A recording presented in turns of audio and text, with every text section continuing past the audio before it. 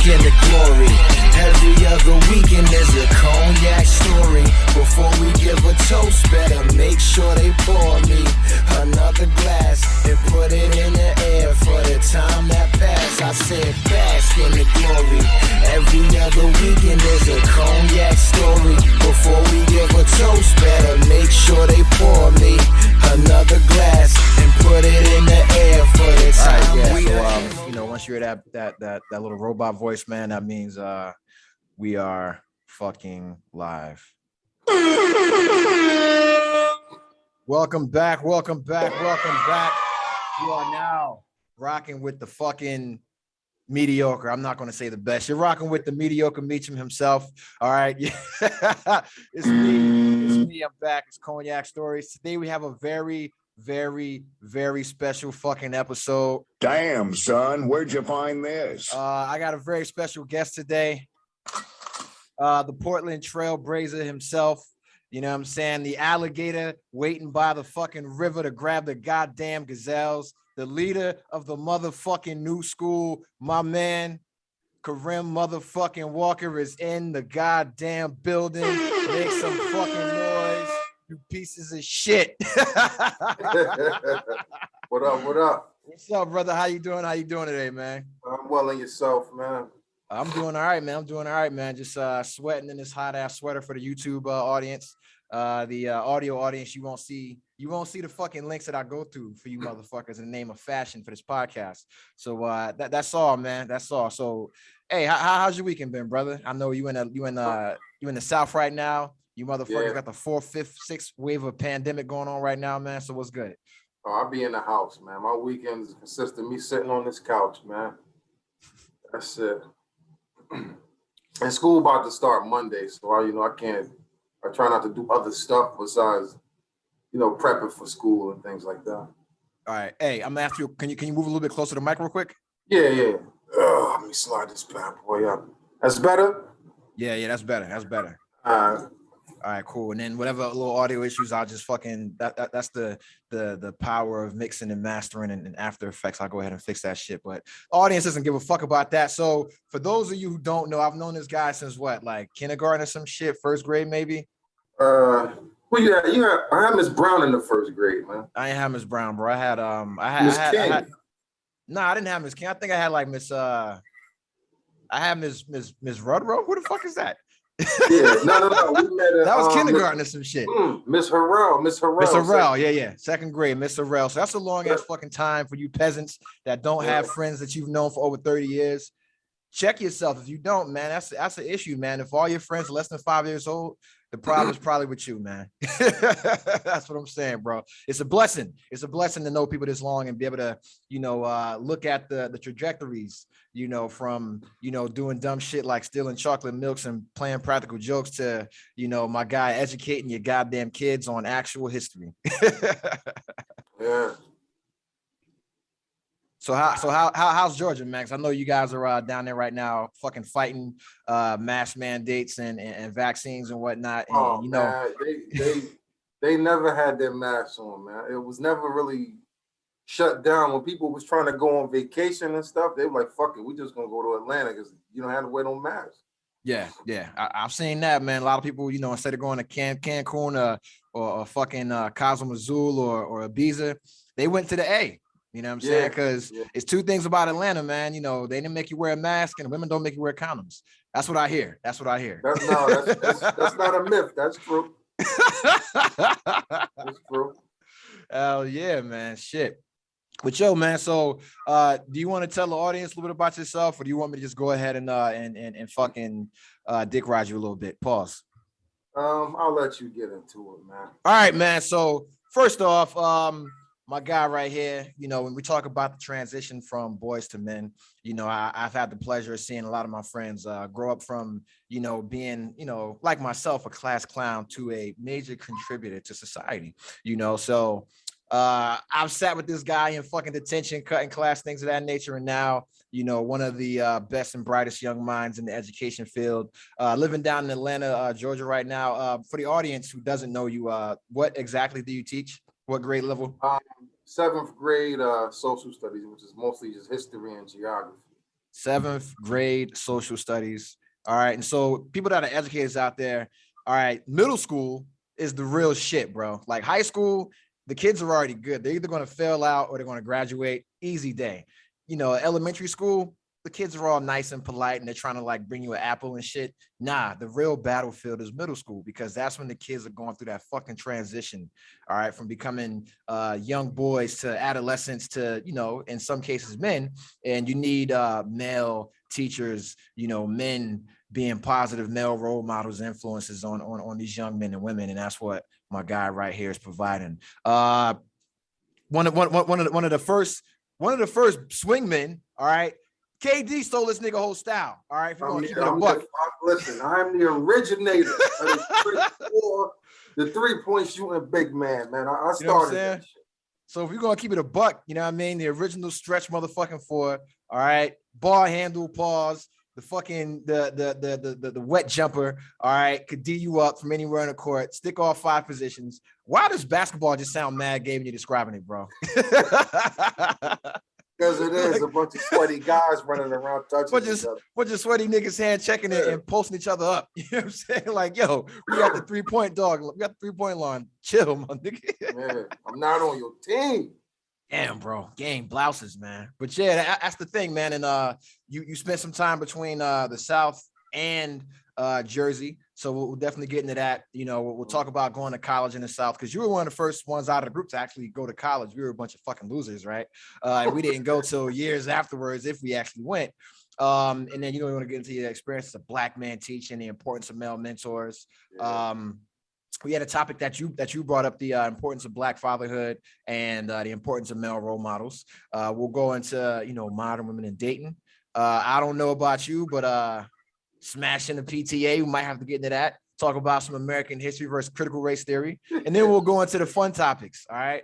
But first thing I want to get into is splitting time between New Jersey and down in Georgia, because you did both. You did some high school in the South, some high school in the North. So what do you think was one of the big differences with going to school in both places and how that impacted you with your whole development as a young man?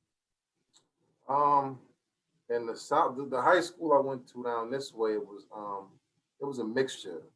There was, you know, Asbury was all Black. Yeah. But down this way, it wasn't like that. It might have been like maybe a third of us who were Black. And there was I was uncomfortable when I first moved out here. Yeah. And just the work was a lot easier because down this way, they're behind.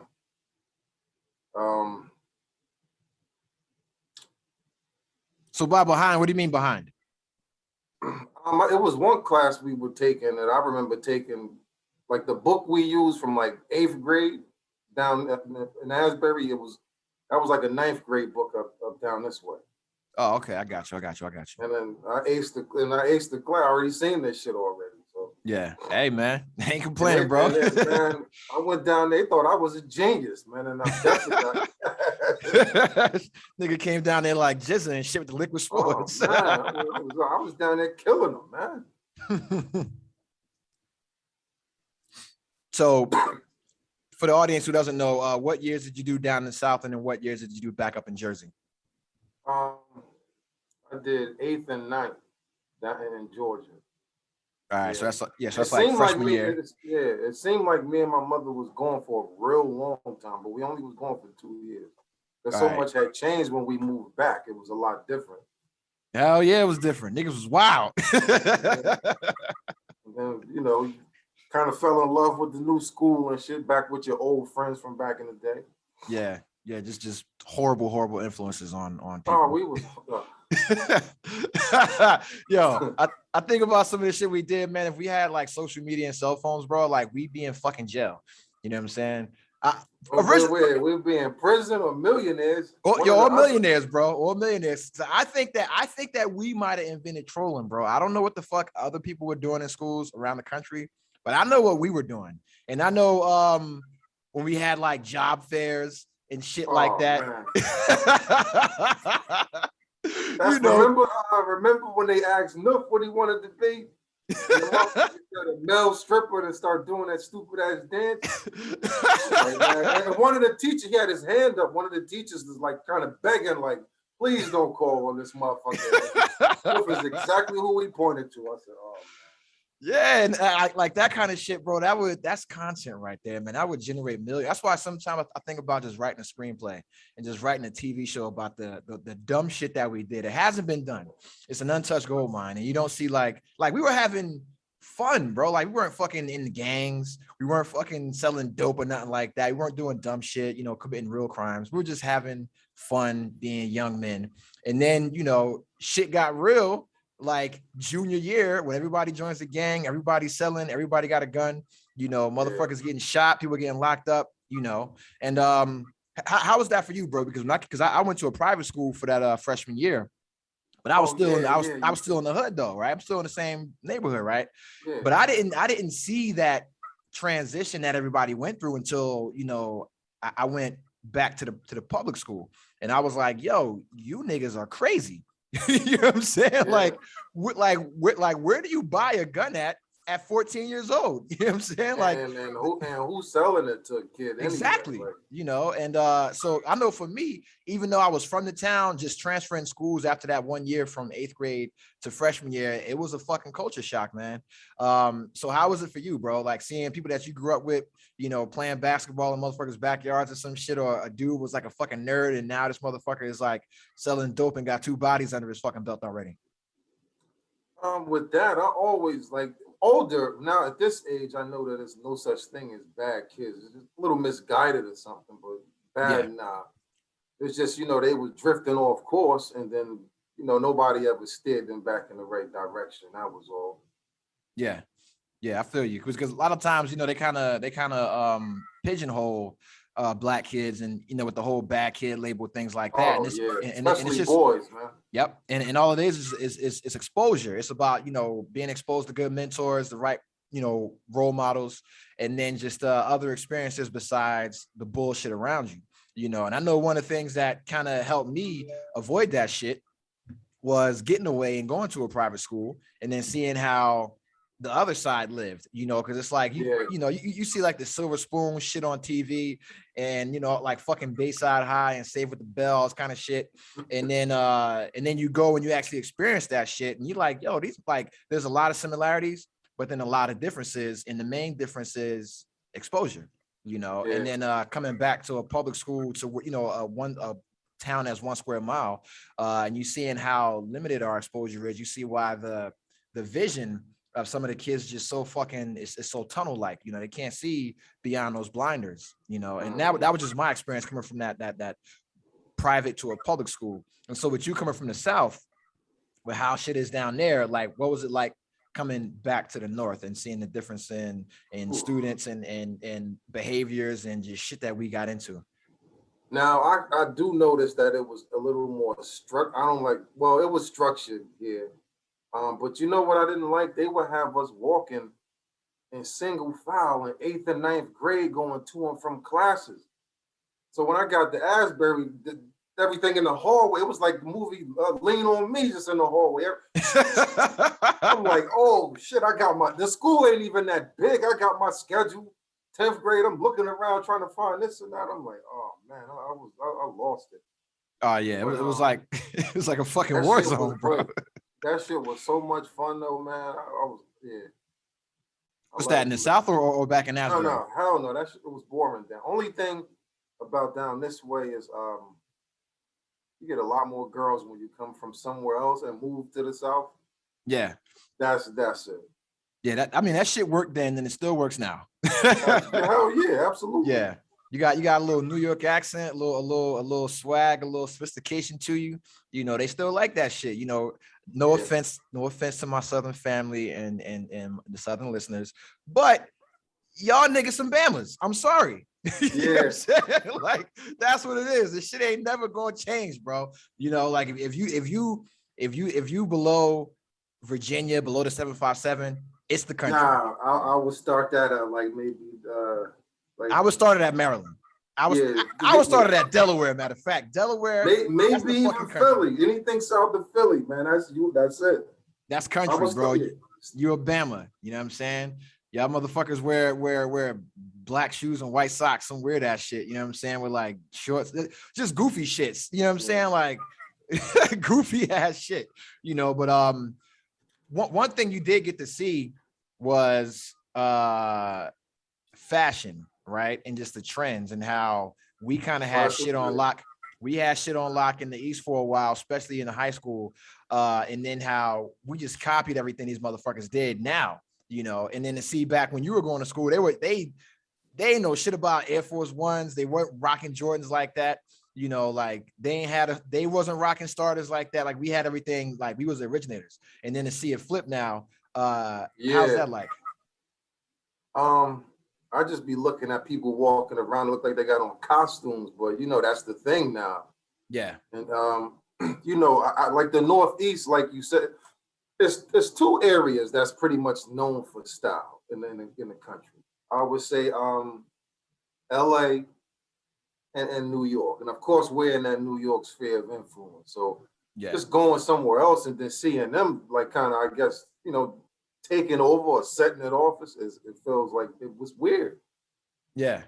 And I go home to visit, I hear people using Southern slang, and I'm like, oh my God. Southern slang, dressing, you know, the fucking I mean, you look at the music, you look at how the music was when we, you know, because we came up in the whole Nas, Biggie, Hove, Wu-Tang shit, and then you dipped out, and then it's like Outkast, Organized Noise, 8 Ball MJG, Trick Daddy, Scarface. So Cash Money ran shit. No matter where you were, Money ran shit. Cash Money was the shit, bro.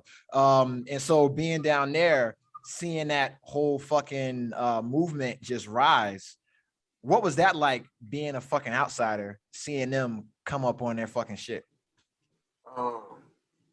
Well, first, my friends who always played that shit, they annoyed me half to death when we would go over each other's houses. And they would always call my music old school. I'm like, it was written, came out last year. It's old school. I mean, it was all right, though. You get used to it. And then, like, after like my first year there, that's what I was on primarily. That's how I knew about old Master P and Cash Money before they blew up and stuff like that. Yeah, because I know that. What's my man name? Cool Breeze. Cool Breeze, man. Watch for the hook. That's my dude. That's my dog, man. Yo, we old as shit, bro. But nah, because it's like you know, my brother, he put me up on Outkast, but he didn't listen to like a whole bunch of Southern rap like that. I kind of got put on Southern rap by Dwayne Sample, bro. You know what I'm saying? VA. Oh, because, okay. Yeah. Because VA was always playing that shit, bro. Playing that 3-6, you know, playing that 8 Ball MJG, Scarface, all that kind of shit. And then being around this motherfucker and hearing that, it's like once you get over the accent, it's like, yo, these motherfuckers spitting, bro. Like they spitting. Yeah. That's because that's what now I'm a big Andre 3000 fan. Like you said, once you get past the dialect, you're like, oh shit, he can go. Yeah, hell yeah, they can rap down south. Look at Scarface, Bun B, 8 Ball. Yeah, all of them, man. Like a lot of my favorite rappers are from this. A lot of my favorite lyricists are from the South. Like, because for me, I consider Bun B and Pimp C lyricists. I consider Andre 3000 big boy lyricists. You know, big fan of Goody Mob. Like, and it's like once you get past the country slang, and you can listen to what they were saying, a lot of times they were more topical and had more substance than a lot of our counterparts in the North. Especially the Atlanta rappers like Outkast, Goody, that whole Dungeon family. You listen to their content, they was here before anybody was. Yeah. And it's like, you know, we kind of, it's like we kind of overlook 3 Stacks at the Source Awards when he got on the fucking stage and said, yo, the South got something to say. They had something to say, you know. Like you look at like a Goody Mob song, because you're familiar with Goody Mob, like a song like The Dirty South or Red Dog, right? Like they were telling us about that trap shit back then. You know what I'm saying? Back then. And telling us all like that trap shit is all over fucking Goody Mob, Dungeon Family, Outkast, all around this shit, bro. Like the whole, like if you listen to the whole pimp shit that motherfuckers were spitting, they weren't glorifying it like, yo, it's cool to be a pimp. They were really talking about beating women, you know what I'm saying, human trafficking, and like motherfucker, like the wild shit associated with it, like not really just saying, yo, this is the life that we in, and this is what comes with it. The same way up north, everybody wanted to be fucking John Gotti and a dope dealer, you know what I'm saying? They were doing the same shit, except just a different type of crime, you know what I'm saying, or a different lifestyle they're talking about, you know. So yeah, that's why I let the kids have their music, man, because the shit we was listening to ain't no different. Nah, hell no. When we listening to Raekwon, Ghost, they're the same thing. Yeah, because we like to have this this generational war, man, and it's like I remember remember old head versus young head, man. Yo, we go at each other all the time. I remember being in school, dog, and we would make fun of the teachers that wore pants that fit. You know, oh yeah, like shout out to Mr. Johnson, you know what I mean? Johnson and Jackson. Mr. Jackson, bro. I remember Mr. Jackson was 34 years old with a size 34 waist. And that shit blew my mind that his waist size was his age, and that's the pants that he wore. I'm like 16 and with a size 38. And that was the actual size. And I was like 6'7", a $185 with a 40 waist jeans. Man. Yeah, you know what I'm saying? 48 waist with a belt, you know. And that's the thing, looking dumb as shit. But when you think about it, bro, like the white kids were doing the same thing. They had the big ass Jinko jeans and shit like that. You know what I mean? So they were doing the same goofy ass shit as us. But if you look at like with the music, you know, like our old heads were complaining about our shit, like, oh, you know, Public Enemy and all of their legends were like talking about shit. And then we were like, yo, these motherfuckers old as fuck, they corny as fuck, mad lame. You gain respect for them once you get a little mature. And then we do the same thing, like, oh, Migos ain't talking about shit, 21 Savage ain't talking about shit, you know, blase, blah, Lil Baby ain't talking about shit. But then once you take a minute to listen to them, same thing. They talking about the same shit, you know what I'm saying? Just a different flavor, bro. And or you look at the clothes. Our forefathers were wearing skinny ass shit, dressing like Prince. You know what I'm saying? And we came over baggy and shit. Now the young boys once again dressing in skinny ass slim shit, looking like Prince. Like and all of the wild colors thrown together. Like you remember, like Nuff was doing this shit just on purpose. Yeah, like it wasn't an accident. I always tell people this is what he wanted to skate. We're waiting on his porch for like 30 minutes, about to miss the bus and everything. He taking long as hell. This motherfucker come outside. He has on he has on a pair of fucking green and white. The flavors are all green with a white check. Yep, that's Air Force Ones. Air Force Ones for the folks that don't know. Okay, yeah, they don't know what flavors is Air Force One. A red sweatpants that says Patriots going down the leg. A black and I'm not done. Black and yellow Steelers jersey. And a gray Scully. He stood on that porch. We like, yo, you getting dressed? He's like, yeah, I'm ready. I said, we out. Yeah, and if you think about it now, they would say this motherfucker got more drip. Oh man, than a faucet, bro. They'd be asking him for his autograph, man. They be like, yo, is that Balenciaga? You know what I'm saying? Like, he had that shit on, man. I will never forget that. Yeah, and it's like, and the thing is, that's the originator of I don't give a fuck. That definitely. Yeah, just comfortable in your own skin. You know what I'm saying? Yeah. You comfortable in your own person. And a lot of us at the time, you know, like we don't like to say it, but we were followers, bro. You know what I'm saying? Because I know if I had some sneakers that a motherfucker said was whack, yo, I had to rethink that shit. Yeah, I was like, yo, I gotta go get some money, and I gotta go mow some lawns or some shit. We put them in the stash. We put them in the stash and use them for basketball sneakers after that. Yeah, because I remember, like, you know, like if you got some kicks that were from last year or something like that, niggas will come with the jokes. And you're like, oh, I gotta get them fucking the new Air Force Ones. I never wore Jordans like that, but it was Air Force Ones for me. The Reebok Classics, that was my shit. You know what I'm saying? Until Juvenile came along and fucked that up, you know. So with them soldier, I couldn't wear, like, yo, if a country motherfucker wore the shit, I wasn't wearing it no more. Even though I fuck with Juvenile, it was because that's Air Force Ones. Like once, you know, Nelly made Air Force Ones, I can't do it. I can't do it anymore, man. And a lot of people, some people will argue you to death saying, "Oh, Nelly made them famous." I'm like, not where I'm from, man. We had them elementary school. If you're gonna say somebody who made them famous, the person that got the whole customization of him famous was Cam, because he was doing that shit before Nelly. You know what I'm saying? Because Yeah. Cam had the boots and he had the Air Force Ones, the whole dipset. But it's like we always wore Air Force Ones. You know what I'm saying? Like we always wore Air Force Ones, all black, all white. Or if you was fancy, you had the multicolored joints. If you had a little more extra money, you got the high tops. You know what I'm saying? Like the Rasheed Yeah, that Wallace was joints. like that was extra $20 for the high Hell top. yeah, for the high top with the strap. Yeah. You know what I'm saying? My dumb ass, bro. I used to put the strap around my wrist like it was a fucking wristband. You shouldn't have told nobody that. Man. Like, yeah, that shit give me plus 10 on the rebounds, bro. Wow.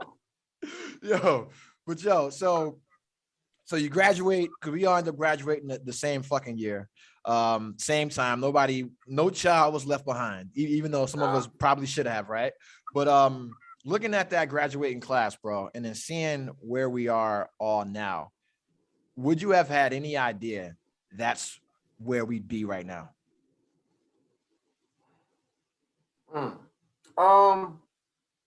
Some of us, yeah, but overall, I think we were all special, man. Looking back at the school we were in, the quality of our education was inadequate, bro. I agree. Yeah, and then the elements we had to deal with outside of school, in our homes and neighborhoods, we really supposed to be out just jacked up in the streets, man. And we did okay. Yeah, because for me, it's like when you talked about the inequality in education, like when I went to the private school, a book that we had on our summer reading list was one of the books that they had in the honors English class for seniors. You know what I'm saying? And I'm like, white kids, freshmen are reading this shit. And our honors colored kids are reading this shit as seniors. Like, you don't see a fucking issue. You know what I'm saying? But looking back, we had inadequate resources, but we did have teachers that made the most of what they were given. You know what I'm saying? We had Dr. Flanagan. So the question I was going to ask was like, who were some of the influential teachers in your life that kind of kept you on a straight and narrow? Or educators, coaches, things of that nature. Yeah, Flanagan. My girl though, man, my favorite teacher ever. Oh, I tell my student every year, my favorite teacher. Miss Jackson, man, 4th grade. Yep, Miss Jackson was she was a truth. She was legit. She was legit. Yeah, she had a bunch of different qualities, man. She was real motherly too. Yeah, and a lot of us needed that. Yep, because our moms didn't have a chance to be that because they busy fucking working, putting a roof over our head. Yeah, you know what I'm saying? Yeah. So shout out to Miss Jackson, bro. What about did you ever have Miss Gray? What elementary? She was like middle school. She was like 6th, 7th, 8th grade, like English teacher, language arts, some shit like that, man. I liked her a lot, man. She was good. She was cool. See, that's when they split us. Remember they split everybody up when 6th grade came. Yeah. We was in the same class from start of school all the way to 5th, 6th grade. After that, they split us up. Yeah. I remember, because you brought up my man Mike V, my man Nuff. Shout out to Mike V. I love that motherfucker, bro. This nigga, this he should be writing Marvel movies right now because this motherfucker wrote a story about a killer bike in Mrs. Gray class. In Mrs. Gray's class, he wrote a story about a killer bicycle. You know what I'm saying? And that was the most entertaining shit in my fucking life, yo. Yeah, yo, a killer fucking bicycle. I wonder if he remember that. No, because we talk about it. He remembers that shit. I'm like, yo, that's a creative ass dude, bro, because we had the, Dr. Flanagan, he had Sanskrit and Songs of Hope, and that gave an outlet to young writers, and young creators for poetry, art, story writing, things of that nature, man. And you look, a lot of places they don't offer that. You know what I'm saying? Like they don't have outlets like that. We remember he followed us from middle school to high school because he was our creative writing teacher. Yeah. In middle school. Then we got to high school. He was the literature teacher. Yeah. I think he definitely did that because after that he ended up leaving a couple years later. He ended up leaving. You know what I'm saying? And then he passed away. I want to say in 2012. Rest in peace. You know what I'm saying? But 14. yeah, like 2014. Okay. Because I remember like some teachers that I think were good influences, man. Damn. You know who I fuck with, man, heavy? And I say this all the time, man, was Coach G. You know what I'm saying? Coach Giordano. All right, yeah, okay. That's my guy. Let me tell you, because I was terrible at track. You know what I'm saying? But he didn't let me know it. You know, like he was just like, yo, just go run your race. That's it. And that's life, bro. Nah, y'all used to kick ass, man. No. The track team before us, they had all the dope dealers and criminals. They kicked ass. When I got there, we had just lost like our first dual meet in like 22 years because of my fucking class. But then we did okay, but we didn't win. Like we didn't have any state champions. Like we won good in like regional. So the girls was good, right? The girls stayed nice because they had all them freshmen that were fast in multiple ways. You know what I'm saying? So salute to them. I'm just saying, bro, they should not have had us out there with them freshman girls, bro. I didn't break the law. I was cool. You know what I'm saying? But yeah, niggas was wilding. But yeah, man, like he taught me a valuable lesson, man. Just run your race. Don't worry about everybody else. Worry about the race you're running and be the best that you can be. That's it. You know what I'm saying? And that's fucking life, bro. You know, like we get caught up in worrying about, you know, keeping up with the Joneses or what this couple is doing or this man's level of success instead of just focusing on what the fuck we're doing. You know what I'm saying? You know what was cool? Mr. Bot, yo. That motherfucker was all right, man. The computer teacher with the cigarette voice, man. Yeah. And the reason why is because we had never been exposed to anybody that spoke Russian, right? That was like that was like some fantasy shit to us, bro. And he would speak that, and that like inspired me to want to learn other languages besides learning how to program old ass computers, bro. It was like, yo, print, quote mark, semicolon. Yo, I remember all of that shit. Bam, let me tell you, I remember in that class, I got to tell a story, man. And I don't know if I told it here in the podcast. It's about a life lesson. Starring myself and Ayanna Snelling. You know and Rafiq was in on it too. I remember like it was yesterday. I wasn't going to snitch. You know what I'm saying? I'm just going to talk about me and the life lesson that I fucking learned. You know what I'm saying? Because this is about bullying and why there's always a bigger bully. I remember this shit like it happened yesterday. Well, do you want to tell a fucking story? No, you got it. Shit. If you want to tell it, I'll let you tell it because I don't want to sound like a fucking dick. I know, it was the computer program thing where you just input people's name and stuff, and y'all kept putting her name in it. And you can make an infinite loop. Y'all printed paper out, and she would have told somebody. Go ahead. Yeah, and you could make an infinite loop on a computer. You know what I'm saying? It was like 10, print, quotation mark, whatever the fuck you want, and then fucking 20 go to 10, and then like fucking 30, like would like input the name, whatever, bam, and there would just be an infinite loop on the screen. Well, and I remember I think I had it at Yana Stinks or something like that, bro. And she did not like that. You know what I'm saying?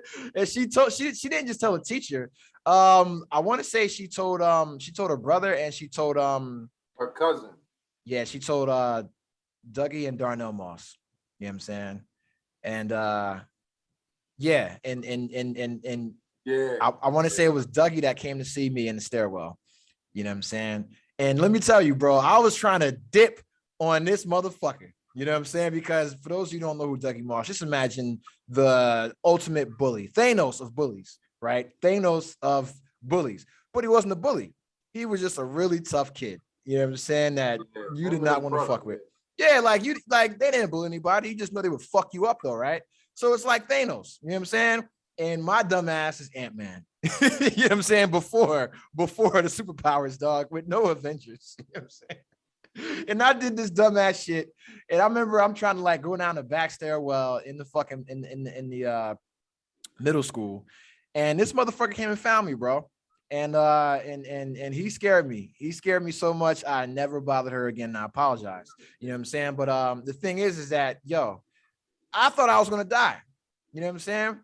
Because he probably could have killed me and no one would have fucking knew. He could have just dragged me somewhere, bopped me over the head, threw me down the stairs, and I'd have been done, right? For pulling the dumbass prank, man. But this motherfucker scared the shit out of me, bro. Like I'd never been that scared before. That was probably the last time I was scared of another man. You know what I'm saying? Was when, Dougie Moss was about to beat the shit out of me for fucking with his cousin. That's why you don't bully girls. All right. First off, don't do that. And just don't fuck with people, bro. You know what I'm saying? God damn. Yo, you remember the D battery story, man? Which one? When I hit you in the back of the head with the battery, man. Yeah, I wanted to fucking kill you, bro. That's the time I was scared. You don't remember what I remember the story, and I wasn't going to bring it up. And I hate talking about fight stories between me and my friends because they're all stupid, they're all dumb. But what it was, bro, I don't know why I picked up that battery. Were we having like a rock fight or some stupid shit earlier? We were play fighting. Or we were play fighting, or did we have we were like gunning and shit? But you slammed the shit out of me. And then you took off running. I said, I'm not gonna catch this motherfucker. Yo, and this motherfucker had a arm like goddamn Warren fucking Moon. Because I had to be at least 100 yards away. I picked that shit up. I just was throwing it so you can hear it fall by you. Man, I threw that shit. You can see the back. It was in slow motion. And I see you holding the back of your head. I just took off running. Yeah, I still got the fucking scar, bro. And I came said, to school. I'm going to jail for the rest of my life. I came to school the next day, yo. Nah, because you remember we were walking to school. We bumped into each other on that corner. I was like, oh shit. And you remember what you had in your hand? You had the rubber grip. You had the rubber grip from a bike handlebar.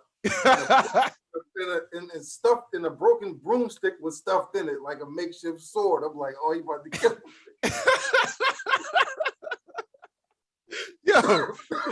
Yo, niggas back then were crazy, bro. Motherfuckers back then were crazy.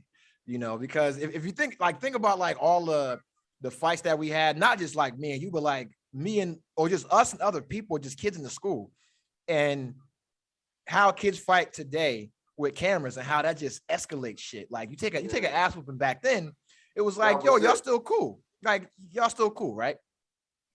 Now you take an ass whooping, somebody gotta fucking die. You know what I'm saying? Like you're gonna be embarrassed. They posting it all over the place, and then you're gonna go viral. Like I think of that one chick. I don't know if you not from our school, but the video with a girl, Sharkeisha, who ended up like beating the shit out. Yeah, and I guess like some wild shit happened after that. I think she got killed or something like that, bro. But yeah, man, like a lot of crazy shit, bro. And it's just wild, man. You think about how, because you said that the class was special, and I look at just how many successful people and business owners came out of that class, the 99 class, and like the 01 class, of people that went back and became educators, administrators in the school, people that became public servants, law enforcement, joined the military, things of that nature. Yeah. And one thing I do want to ask you is, did you feel an obligation to give back to your community once you graduated and got out of it? Yes, I actually still want to come teach in that area. I wouldn't, of course, don't want to live there. Mm-hmm. But if given the opportunity, I would definitely take it. Because that's something that's unique to Black people. You do realize that, right? We have this like built-in survivor's guilt, and as soon as we make it out, most of us, we feel that we are obligated to go back and help our community in some way. Mm-hmm. And when I talk to, friends that are like white, Asian, Hispanic, they don't feel the same way. You know what I'm saying? Yeah, they don't feel the same way at all. They're like, I made it, and that's all I'm worried about right now. Is I made it out. You know what I'm saying? So, and it's wild because one of the things we always talk about is how, there's no unity and we don't stick together. But it's like, that's only in one aspect, financially. If you look at every other aspect of society and culture, we always stick together. We always look back. We always support, you know what I'm saying? Like we always mentor and shit like that. It's just financially, we don't fuck with each other, I think that's because a lot of us from our area, we kind of came up without. Yeah. And we don't want taking chances, tying our finances up with somebody else. I guess that's like a survival mode type of thing. Yeah. And then trust in one another. Like maybe if this person's doing bad business, or is he really trying to, invest in something that we could both benefit from? That's what I think it is. It's just coming up not having much, you kind of like trying to pinch every penny you get your hands on. Yeah. And you don't want your money tied up with anybody else. I'm scared to death of banks, man. That's why I don't have all of my money in one bank. I got like 2-3 different bank accounts. Terrified of banks, man. Hey, man, them shits are insured, bro. You get your money. Yeah, back. they are. Yeah. But nah, I feel you though, man, because the same thing, with like an investing period, or investing in businesses, supporting your friends. I like to see now. I like how now everybody's, getting savvy about investing, getting savvy about cryptocurrencies, things like that. But then the flip side of that is everybody thinks they're a fucking, they think they're a Wolf of Wall Street, and everybody thinks that they know more than the next person. Financial gurus, man, on Facebook. Yeah, and it's like, hey, man, bro, like you don't do your own taxes. You know what I'm saying? Like you don't even file taxes, so I can't take any financial advice from you yet until you actually can file your own taxes. And know that the dollar sign goes in front of the number, not after. Yeah. But so, because one thing I see is I see like a lot of success from that small class, and we had 120 people graduate, and it was something like that. It was less than 200, less than 200. I think it was like 150 something, and it was less than like what started 8th grade, and even looking back, seeing the cats that like might have got locked up, senior year, something like that, or junior year, a lot of them, the majority of them went back and got their GED, or learned a trade, and they're doing great shit now. And that's the other side that a lot of times we don't discuss. It's like that hard rock that learned that fucking lesson, and then now they're back in the community, coaching fucking football, running a business, running a mentorship program, running a fucking community center, things like that. And that shit, bro, like that shit makes me proud as fuck, bro. When I look at like the Boys and Girls Club where we grew up at, and I see somebody that I know running it, you know what I'm saying? When I look at the football team that, I played on, and I see somebody that I fucking know that I played with coaching it, not some out of towner, like our fucking Pop Warner and shit like that. Oh, yeah. Or we see like our businesses in that area, and I see just all the amount of women that have their own businesses, legit LLCs and shit like that, filing fucking taxes, giving out 1090s to employees, things of that nature, and it's like, yo, coming up with the lack of resources that we had, the lack of information that we had, that shit makes me fucking proud, because we didn't come up with that. Like no one, who the fuck taught us? Like who taught us? You know what I'm saying? Like who was really there saying, yo, this is how you start a business? Who, like, they taught us how to apply to college, but not how to pay for it, not how to succeed in college, and you look at the amount of graduates that we had, and people that pursued higher education, when I look back at, like Julio, great example, right? A guy that started at McDonald's, now owning them and shit, what I'm saying? Opening up franchises, bro. And it's like, that's impressive. Like to me, that's inspiring, and I see guys like you that, we used to fucking do the worst shit to teachers ever. And now, you're teaching kids, being a mentor to them, what I'm saying? It's fucking amazing, so there was a lot of talent in that class, man, in that 150 students, man. Like April Sanders, perfect example. Oh, yeah, I see what she doing. Yeah, and it's like she was the head of the Thurgood Marshall School, and she has a book coming out now, things of that nature. And it's like, yo, all that shit is hella impressive. My man Kayvon Tugman, bro, motherfucker's like a master sergeant, whatever the highest shit that you can be, like on the enlisted side in the Army. You know what I'm saying? And it's like, I was in the military. I didn't make it that high. You know what I'm saying? That shit is impressive.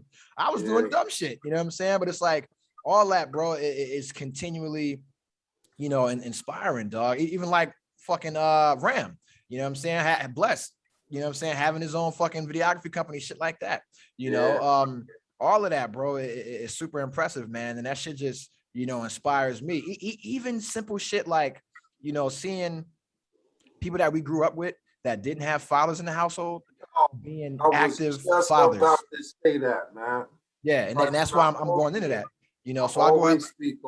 Yeah. And so I'll let you go ahead and run with this one, man. Because that's something that inspires me, because I'm a new father. But I learned the shit that I learned from seeing the dads that I grew up with, seeing like my friends that became dads that didn't have that, they might not have had a dad there all the time because of mass incarceration, the war on drugs, all those kind of weird shit we had to fight against. It's like, yo, they learned to become drug addiction too. Drug addiction as well. Like they became fathers and then did the right thing, were involved in the kids' lives and inspired me to become a dad. And, I kind of stole their whole fucking sauce. You know what I'm saying? So yeah.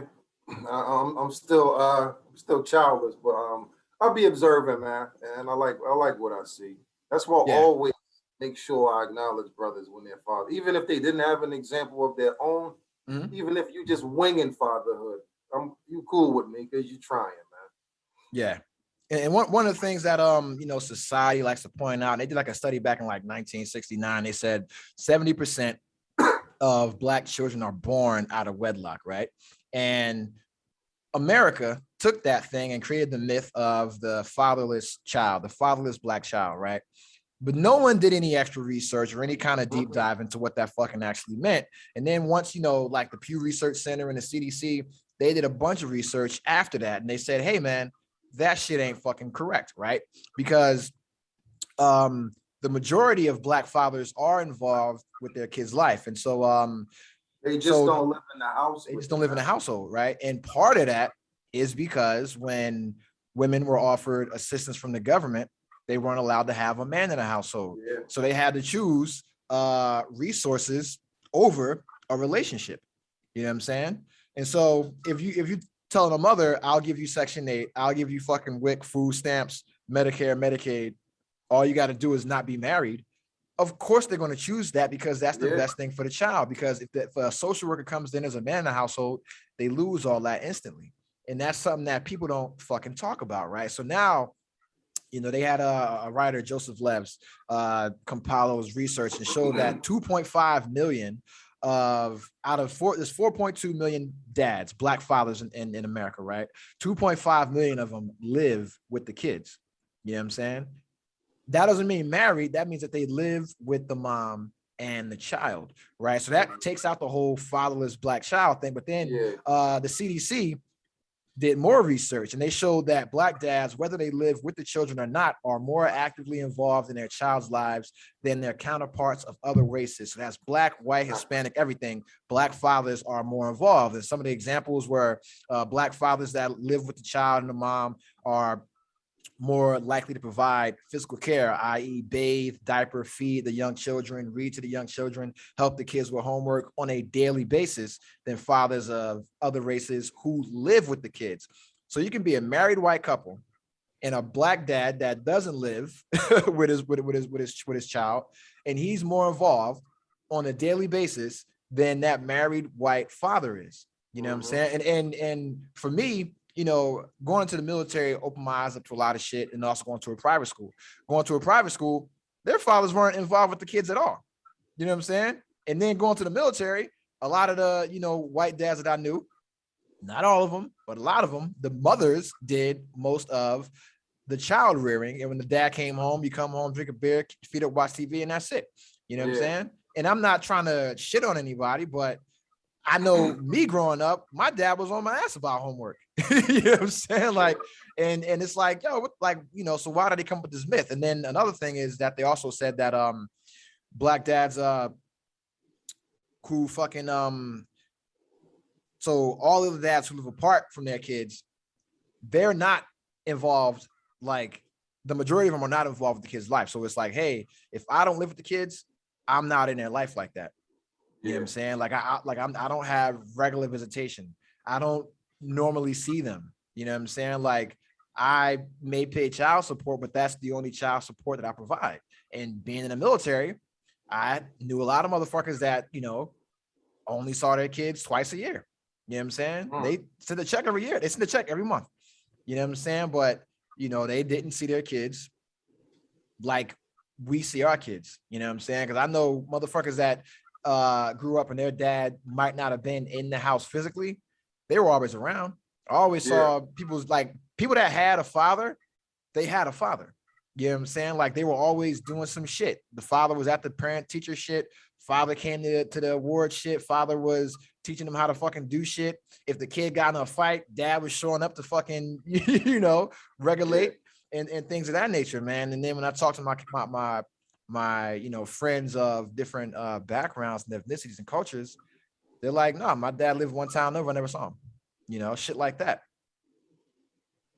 And so with you being in a school, is that something that you deal with, being a male teacher and seeing black dads being involved or other dads not being involved as black men, or is the stereotype true? With the whole demographic thing, most of the, like, if it's a parent teacher conference and it's, you know, one of us, most of the nearly all of the time the father's there. Yeah. But other people, other you know, demographics, is not like that. It's usually the woman, the wife coming there, the mother coming there handling the business. Yeah. And in situations like that, especially, I like when the father's there, because if, you know, they try to recommend children for special education and or to put them on like discipline plans, they can't. They try to intimidate these women. Yeah, they do. And I'm they in do. the conference. They do. If the women come in there and there's no man there, I'm sitting on the side with the mother, because I'm not going to let you put him in special way when probably nothing is wrong with him. He just needed somebody to tuck him under the wing and take care of him. That's all. Yeah, because they're quick to put you know, kids on an IEP. And then the other thing is, I know what I learned with going to private school and being in the military is that moms were just putting kids on fucking prescription drugs, bro. Yeah, the Ritalin and all that. Yep, Ritalin, Adderall, all type of shit like that, right? And they were just putting kids on, you know, ADHD drugs, antidepressants, and a lot of it was dads didn't pay enough attention to the kids. Yeah, you know what I'm saying? Yeah, because like if you look at the role that the father plays, dad gives you confidence. You know what I'm saying? Dad gives you, mom doesn't give you the confidence that you need as a man. Like, she'll be your biggest fan and your best cheerleader, but she's not going to give you the confidence that you need as a man to be able to survive out here, man. And then you look at the kids that are being medicated, it's mainly boys. You know what I'm saying? It's boys that get overly medicated because they're too hyper or they don't pay attention. Like, yo, bro, you got to have some shit to focus on. And sometimes you need that male fucking figure there to kind of help guide you into, you know, what you may be good at, or just to fucking give you some kind of focus, or to be that protector and say, no, yo, my kid doesn't need an IEP. You know what I'm saying? Like, no, they're fine. You know, no, I'm not going to put them in special ed, things of that nature. And I know for me, being in a public school in Asbury, I seen a bunch of motherfuckers get put in special ed that didn't need to be there, you know, because the moms didn't know any better. And, you know, dad might not have been there. But then when you see that transition to our generation of fathers who are more involved, you don't see that. You don't, you know, you see us there representing, holding it down and protecting the children from, you know, falling for the same traps that, you know, a lot of our friends got caught up in, you know, through the education system. Yeah. With that, and back to that, they would always try to recommend black boys for special ed, but what I would do, I would go get in the office, get the gifted recommendation papers, get them to fill it out, get them tested to see if they were gifted. Yeah. Nearly all of them came back in like the 95th percentile, man. And they was trying to put these kids who were way sharper than everybody in slower classes. And it's because they're not being challenged. They're not being challenged. They're bored. He can't focus. There's nothing to focus on. The teacher is standing up there and talking for a half hour about something he don't give a damn about. Yeah, that it ain't work for us. It definitely ain't gonna work now. My class periods are an hour long. I talk the first 20 minutes. That's it. The rest of them is movement and them interacting with each other, and they learn that way. Yeah. Yeah, because that whole like shit, fucking the shit I hated in school, I don't do to my kids. I don't do that. Yeah, because nobody's trying to sit there through a fucking lecture for an hour. Like, if you're in the professional world, nobody's trying to go through death by PowerPoint. That's the equivalent, you know. And most kids, especially us, we learn through interaction. We learn through, you know, solving the problems on our own. You know, we don't want to be given the answers. We just want to be given the resources to find the answer. Yep, that's exactly what I did. There's more than one way to get to that same answer, you know. And the teachers that I, you know, were inspired by the most, that's what they did, is they said, hey, here's a problem. You figured it out. You know, like, I'm not about to spoon feed you, babysit you. I'm not about to talk for an hour. It's about interaction and experiment and trial and error, things of that nature, you know, and just empowering the student to be able to take chances, you know. And that happened to me, bro. Like, when I was in like I remember being in what's the fucking woman's name? She was like whatever, coming out of first, second grade. They were trying to say I had Tourette syndrome, so I used to like cursing. You know what I'm saying? Nah, you used to do weird shit. Yeah, they try to say I had Tourette syndrome, right? And I went and They would have threw all of that. Today they would have labeled us everything, man. Yeah, but then what ended up happening was that I ended up fucking around with Miss Moran with her shit, and they put me in the talented and gifted because it was like, yo, this motherfucker is fine. I'm just wild. I'm just a wild boy. You know what I'm saying? I'm a middle child, right? Both my parents fucking work. I'm a middle child. You know what I'm saying? So, bro, when I come to school, I'm gonna just show my ass. You know what I'm saying? I'm not gonna be bad. You know what I'm saying? Yeah. I knew I was smart, but it's like, yo, this shit is boring as fuck. You know what I mean? And that's kind of when they took us all, and we all kind of got funneled into, the gifted and talented program. We all kind of just stayed there forever, But then, like a lot of the kids that weren't in that shit, it wasn't nothing wrong with them. They just weren't being challenged They weren't being taught the right way, because like you look at a lot of teachers that we grew up with, they were just there for a check. You know what I'm saying? They were just there to get a check, get tenure and get a check, and get the fuck out of there. They ain't give a fuck about us. Yeah, it was one I hated. Our third grade teacher, man. Oh my God.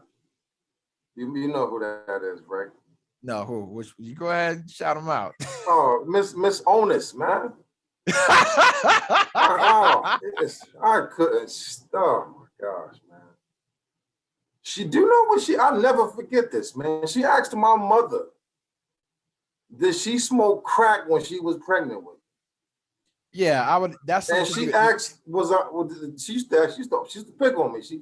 When kids be saying stuff like that, pay attention. They are not exaggerating, man. Yeah. He would ask me them out, mom, drop me on my head and shit. Remember, I used to suck my thumb back in the day. Mm-hmm. She would come walk by my desk like this, doing a little nasty shit. You don't do that to kids, man. Yeah. If I had another teacher like her the next year, I probably would have been all fucked up. But luckily, I had Miss Jackson in 4th grade.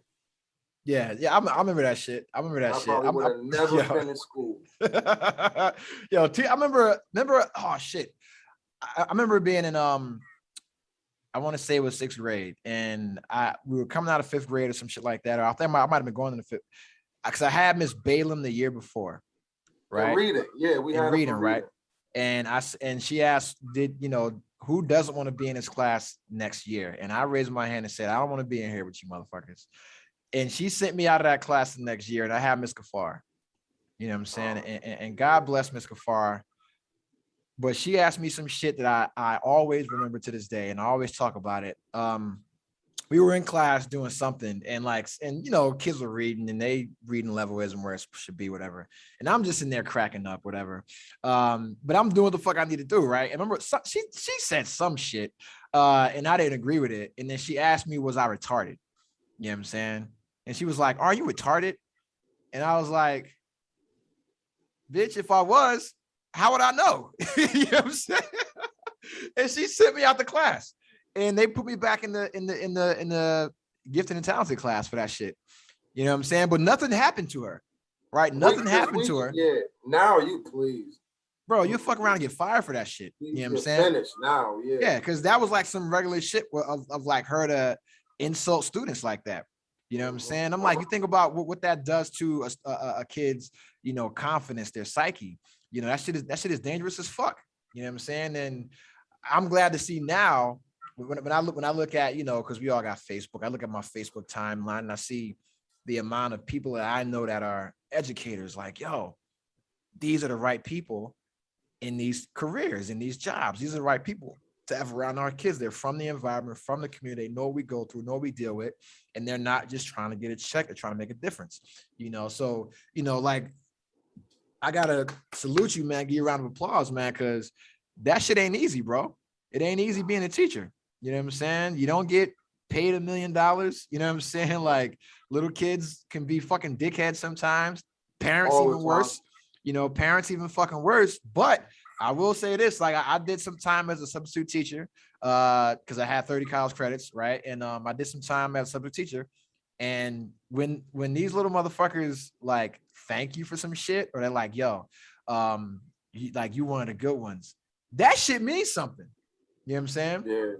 That shit. And I know you talk about all the time how, your previous students will come back and say good things about you, things of that nature, or you'll teach multiple generations of students. Yeah. What's that like? Like teaching like brother, sister, cousin. I just was talking about that to somebody, and it's like it's a good feeling because once they get older, have children of their own, they're probably all, oh, remember Mr. Walker, he was this and that, and that's just a good feeling. Most of your rewards as a teacher, it's not on your W-2, man. Yeah, it's just different form. Yeah, because I know that's what I'm actually gonna switch my major to is education. I'm gonna probably just go be a fucking elementary school teacher right here in Silver Spring. Because they have a huge shortage of male teachers. My daughter is I'm not sending her to private school, she's going to public school, and I'm like, yo, she about to fuck around, have me up in there. You know what I'm saying? Like, hey, sit your little ass down. But yeah, it's like, either that or some kind of mentorship program, like, or working at a community center, bro. Because it's like 20 years in the military, it's like you do a bunch of shit for other people, and it's like now I have the opportunity and the I don't have to make as much because I have a retirement check. So it's like, yo, I can do something that I want to do, which is teach, and work with the kids that I want to work with, not be forced to work in some fucking private school to make money or something like that. It's like, nah, I can go right to the public sector, to the kids that need somebody that cares, and just be in there chilling, you know what I mean? And not have to worry about, being a fucking cocksucker, worried about tenure, because it's like, yo, you can fire me, but whatever, I ain't gonna about to hurt for money. You know what I'm saying? I'm here to teach these little motherfuckers. You know what I'm saying? Teach the truth to the young Black youth. You know what I'm saying? So when did you know you want to be a teacher, bro? Like what clicked and said, yo, I want to be a teacher? I think it was like around 2010. I was working at this place, and it was with what's the word? I don't like saying handicap, but a lot of the kids there, they couldn't feed themselves. They couldn't use the bathroom on their own. Yeah, it's just like special needs or physically disabled. Okay, special needs children. Yeah. I didn't do it that long because you got to have a heart to do that, man. You got to be really into that. I know I wanted to help children, but I don't think I was built for that level. Not then, but now I probably could do it. But I just figured just help children. It don't necessarily have to be special needs. But that was what, 11 years ago? Yeah. And so what's the goal? Do you plan on staying just in education, or you want to go to administration? I want to, because that's where the money is. Yeah, and counseling too. Yeah. But yeah, counseling or administration, yeah. And so I need 6 zeros, man. So I got a question for you, man.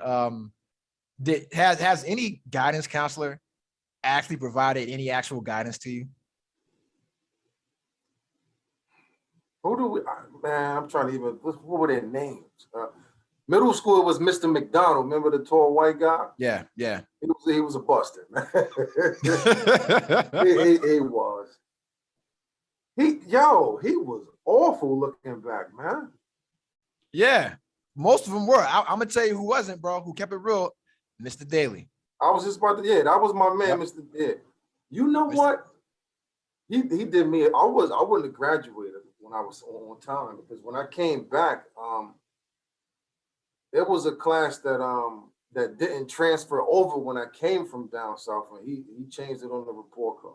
Yeah, and for those for those that have no idea what the fuck we're talking about, public school guidance counselors, and one of the guys we just talked about, Mr. Daly, was like an older Irish. Patrick Daly, yeah, older Irish, like fucking old school Jersey City, North Jersey, with the Irish dude.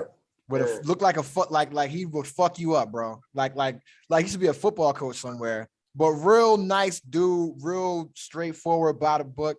He got me into the fucking private school. He got me in the CBA. You know what I'm saying?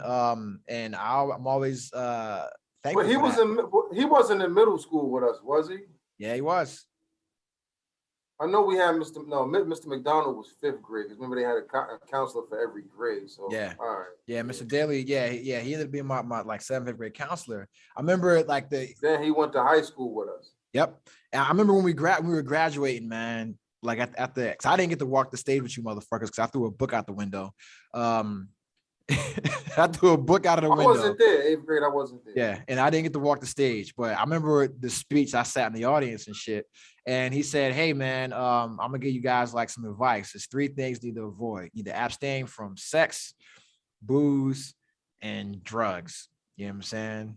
And he was like, "If you do that," I think he said gangs too, but he's like sex, drugs, and booze, right? And we're all just laughing, like, shut the fuck, like this old motherfucker. And when you look at everything that tripped everybody up, it was sex, those exact things, yep, booze, and fucking. And now when I talk to, because I did a couple of mentorship programs and Big Brother Big Sister, that is the same shit that I tell these kids. I'm like, yo, don't drink, don't do drugs, don't join a fucking gang, and don't rush into sex, bro, because everybody I know that was fucking early had kids early as fuck. Yeah, you know what I'm saying? Kids are adults, man. Kids got kids now.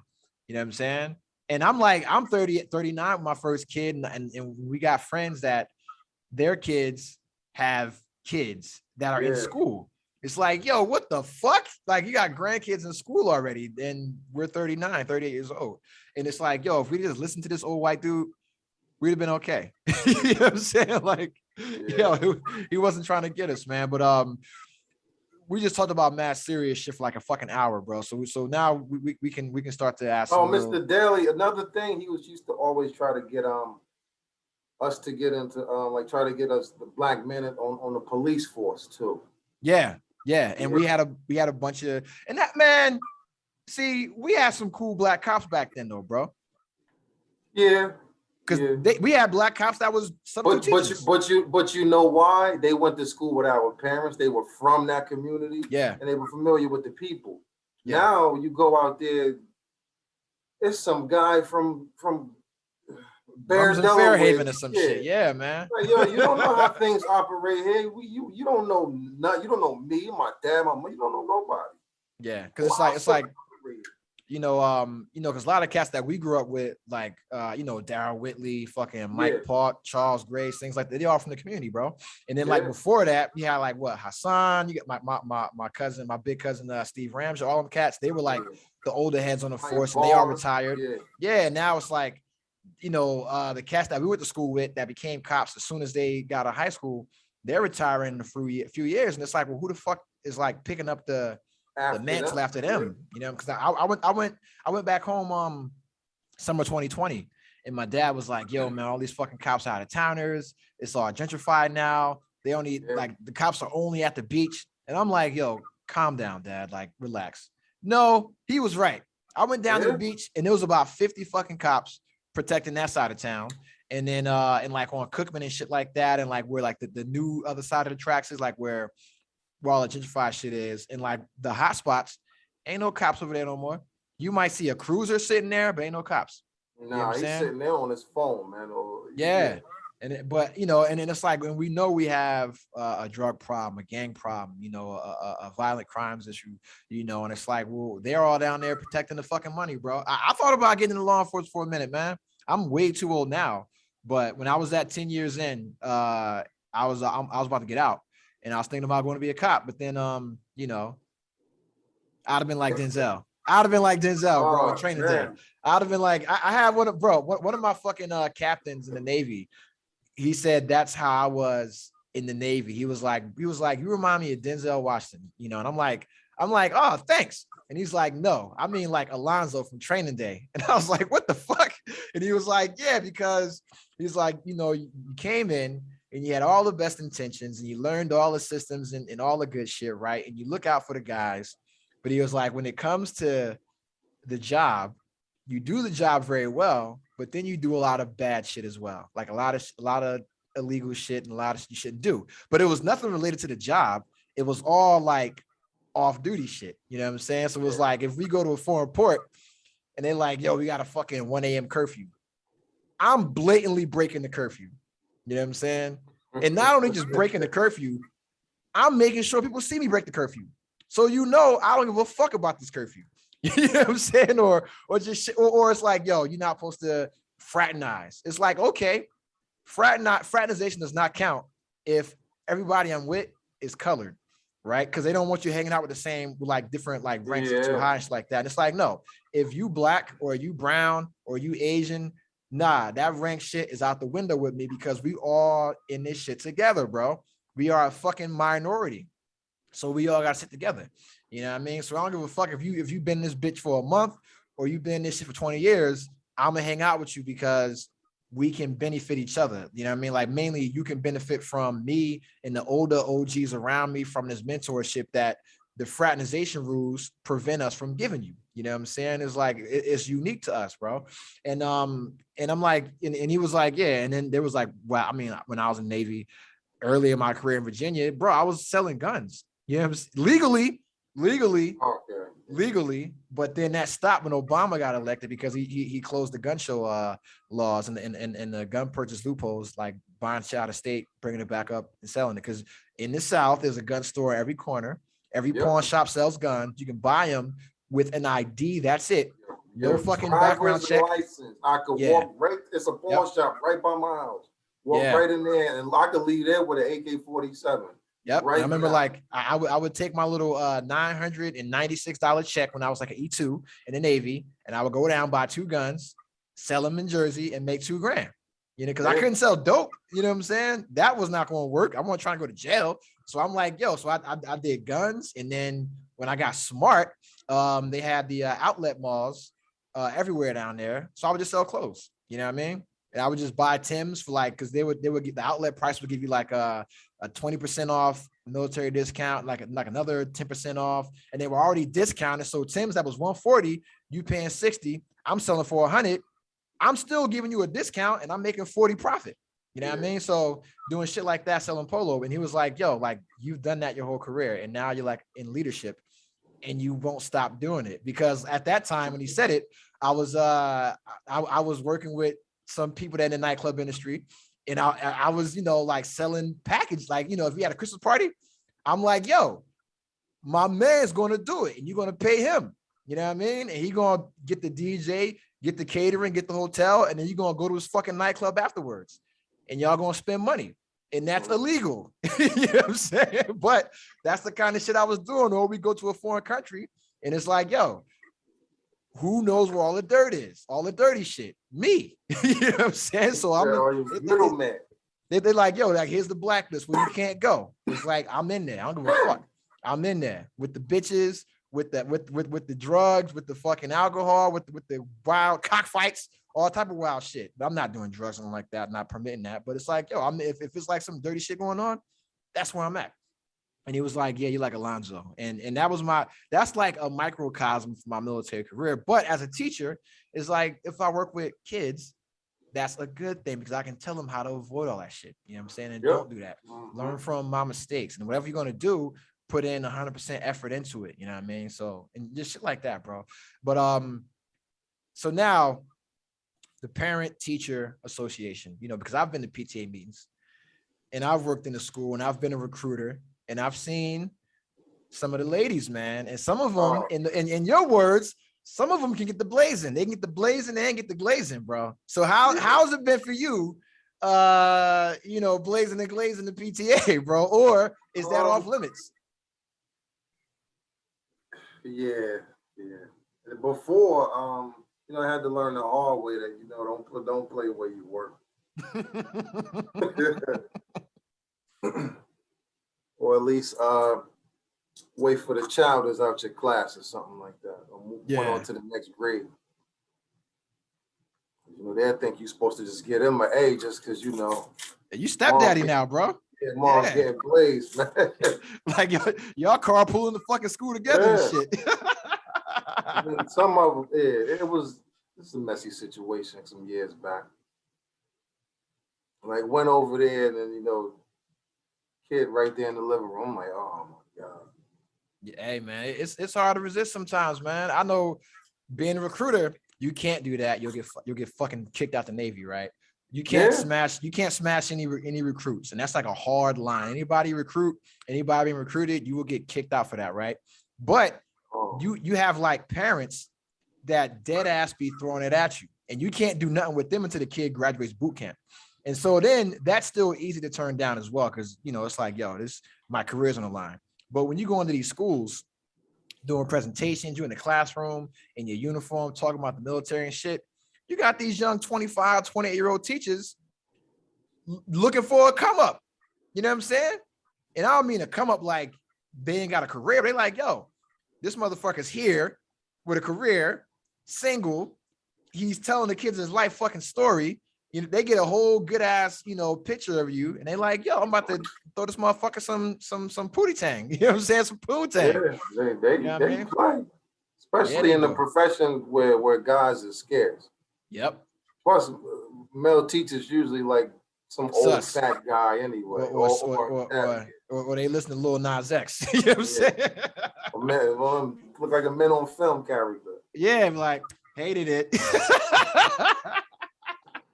Yo, and I'm gonna tell you right now, man, like going to Long Branch, you know what I'm saying? Going to Red Bank, they had some that was, they had some that was fiending for a fucking creaming, you know what I'm saying? But I was married at the time, so I didn't violate that sanctity of marriage, But when I was divorced, best believe, man, like they could all get it, you know what I'm saying? But so the art of blazing, I would like you to explain that for the audience, man. The art of blazing, because some people out there, some people think we're talking about blazing like maybe Blazing Saddles, maybe the movie Black Draft where you fight a fire. Or they think you talk about rolling. Think about smoking weed. All of them are very similar to the blazing that we're talking about, but not exactly, man. So I'll let you explain the art of blazing. Well, the word blaze is what? That's a verb, right? Mm-hmm. Oh, yeah. I just use that word in place of the F word. And I'm talking about sex, Blaze-ology is a sign. It don't take long to master, man. You just gotta make them want you. I like that. Because that's something that I do. You know what I'm saying? Because if she don't, you out of there. Yeah. Because what the fuck? Because who was it, man? What was it? Was it Kiss or was it Nas? I said, yo, with chips you can fuck the next man's girl. Nas, yeah, man. But I mean, yo, it's like, and it really don't even take that now. Not. No. Let's say clout. Huh? Clout is a new currency. That's it. They really look at your status, man, outside of your physical appearance. Yeah.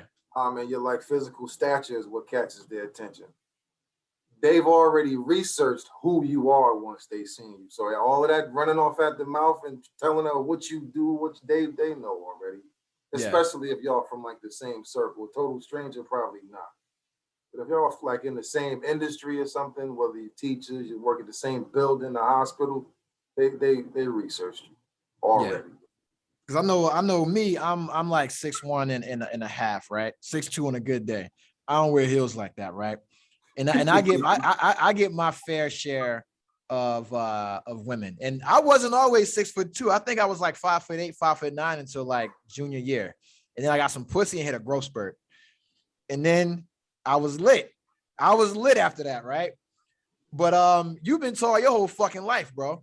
Yeah. You know what I'm saying? So is there a tall? But I was a tall goofball back in the day. I was awkward and then just everybody's goofy until they leave town. You know what I'm saying? Everybody's goofy until they leave town, bro. So once you go to college and you're in a different environment and you're the fucking tall man, and I'm not trying to be sus or nothing like that, but you're an attractive guy. You're in shape, you know what I'm saying? And it's like, all right, well, how much easier is it as a height advantage person? You know what I'm saying? You don't really have to say much, man, because they kind of scope when you walk into a spot anyway. Yeah, you tall as shit. You know what I'm saying? So And it took me a long time to realize, so they, I just thought they were looking because I looked like I was like a circus freak or something, but no, they observing. yeah, And then from there, everything is, I would like to say, on you. It's like yeah. it's like the gas gauge, man. You're already in there. Each time you say something and fuck up, the gas gauge. Yeah. It's yours to lose. It's yours to lose, Yeah. man. Yeah, I know, you said you got to make women want you. And one of the things that I always try to do, and I don't want to give away too much game. I know females are listening, women are listening. Hey, listen, you can't seem too thirsty. Women want you to chase them, right? And I'm all about the pursuit. But if a lion is chasing the gazelle, eventually that motherfucker's gonna get tired and stop and go after an antelope. You know what I mean? Or go after something else, right? And a lot of times women just want men to just pursue them endlessly. But it's like, yo, what are we chasing you for? Yeah. You know what I'm saying? Like, what? So the question I have to ask you, is what makes a woman worthy of being blazed? You know what I'm saying? Is it blazing just for sport, or is it Sometimes. or is it like trophy blazing? Ooh, combination of both, man. Until you reach a certain age, then you realize like it's quality over quantity, man. Yeah. Shout out to Eddie Winslow, who said I like quality over quantity. That was on Family Matters because he got clowned for being a virgin. Yeah, shit. Looking back, man, I wish I would have waited longer. Hell But yeah, man. that wasn't the cool thing for guys. Nah, it was peer pressure, man. It was peer pressure, bro. If you wasn't getting no pussy, man, you was a clown. If you wasn't getting pussy, you was gay. And that was the worst thing somebody could call you, bro. Yeah. Was gay. It's like, yo, you ain't getting no pussy, you gay. You know what I'm saying? Like, oh, that was it. You know what I'm saying? I remember I lost my virginity. I was literally trying to wait until marriage. You know what I'm saying? And I told the girl I was trying to wait till marriage, and she laughed at me. You know what I'm saying? And then I said, damn, she's gonna tell. Nah, I'm not gonna say no name. Yes. Yes. All right. Yes. The answer is yes, nigga. And she laughed at me, bro. And I remember saying, yo, I want to wait till marriage, man, because my brother had a kid in high school, right? All my niggas that was fucking had kids. So I'm paranoid. I'm like, yo, I'm trying to get the fuck out of here, bro. I'm good with my hand. You know what I'm saying? Like, I'm busting little dust nuts, dog. Like, I'm good, man. But yeah, like now it's like, it's like when I go out with a woman, I tell them from the rip, like, yo, I don't want to have sex with you immediately. You know what I'm saying? And the longer we can prolong this, the better our chances are, because I will lose interest if you give it up too easy, because I will assume that you gave it up to every motherfucker that easy. And then they say, oh, okay. And then they still give it up. And then I lose interest. You know what I'm saying? Yeah, I mean, yeah and no. Yeah. Because it's I've been in relationships, and then the person we kind of did that the first night. I've been there too. I had a relationship. So let me change that. The relationship. So my interest in them was not bent on smashing. It wasn't bent on blazing.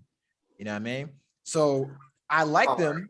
So one woman that I smashed on the first night, or I blazed on the first night, and we dated for 3 years, moved in together, damn near about to get married. She brought me some fucking food, bro. Like she was at like a little potluck with her friends. And we just started talking like maybe that same week. And she brought some food over. She brought some Filipino food, some pancit, lumpia, all that kind of shit. It's a black chick. And I'm like, yo, what the fuck? That was the nicest shit ever. You know what I'm saying? It's small stuff for us. And then you gonna bring me some food and then give me some pussy on top of that? You're like, oh, what? I'm ready to get married right now. Like right then, when she brought me the food, I immediately knew I wanted a relationship. You know what I'm saying? And like women that tell me up front, like, yo, I'm celibate. I'm like, yo, bam, I respect that.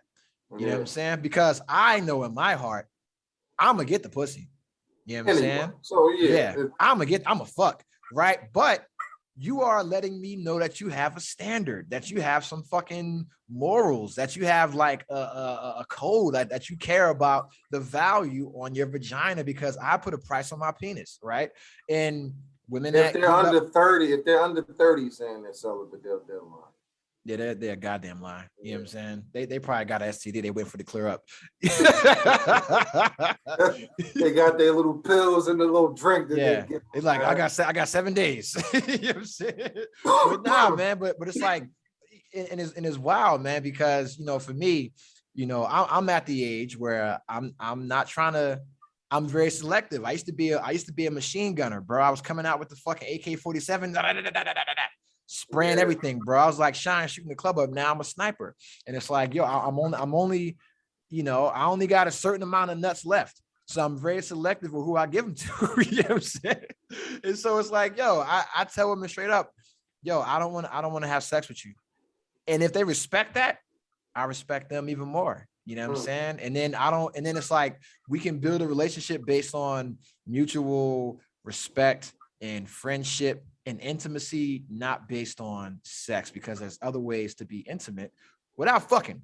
You know what I'm saying? Yeah, man, I posted that a while ago. I said it's still clowns out here who think intimacy is just getting on top of their woman, banging them. It don't work like that, man. Yeah, nah, it's way more than that. When you're sitting on the couch, she sit in front of you, man. Go get the grease, man. Part the scalp, man. Do all that stuff, man. Rub your lady in. That's what I'm saying, man. Rub your lady feet, like washing.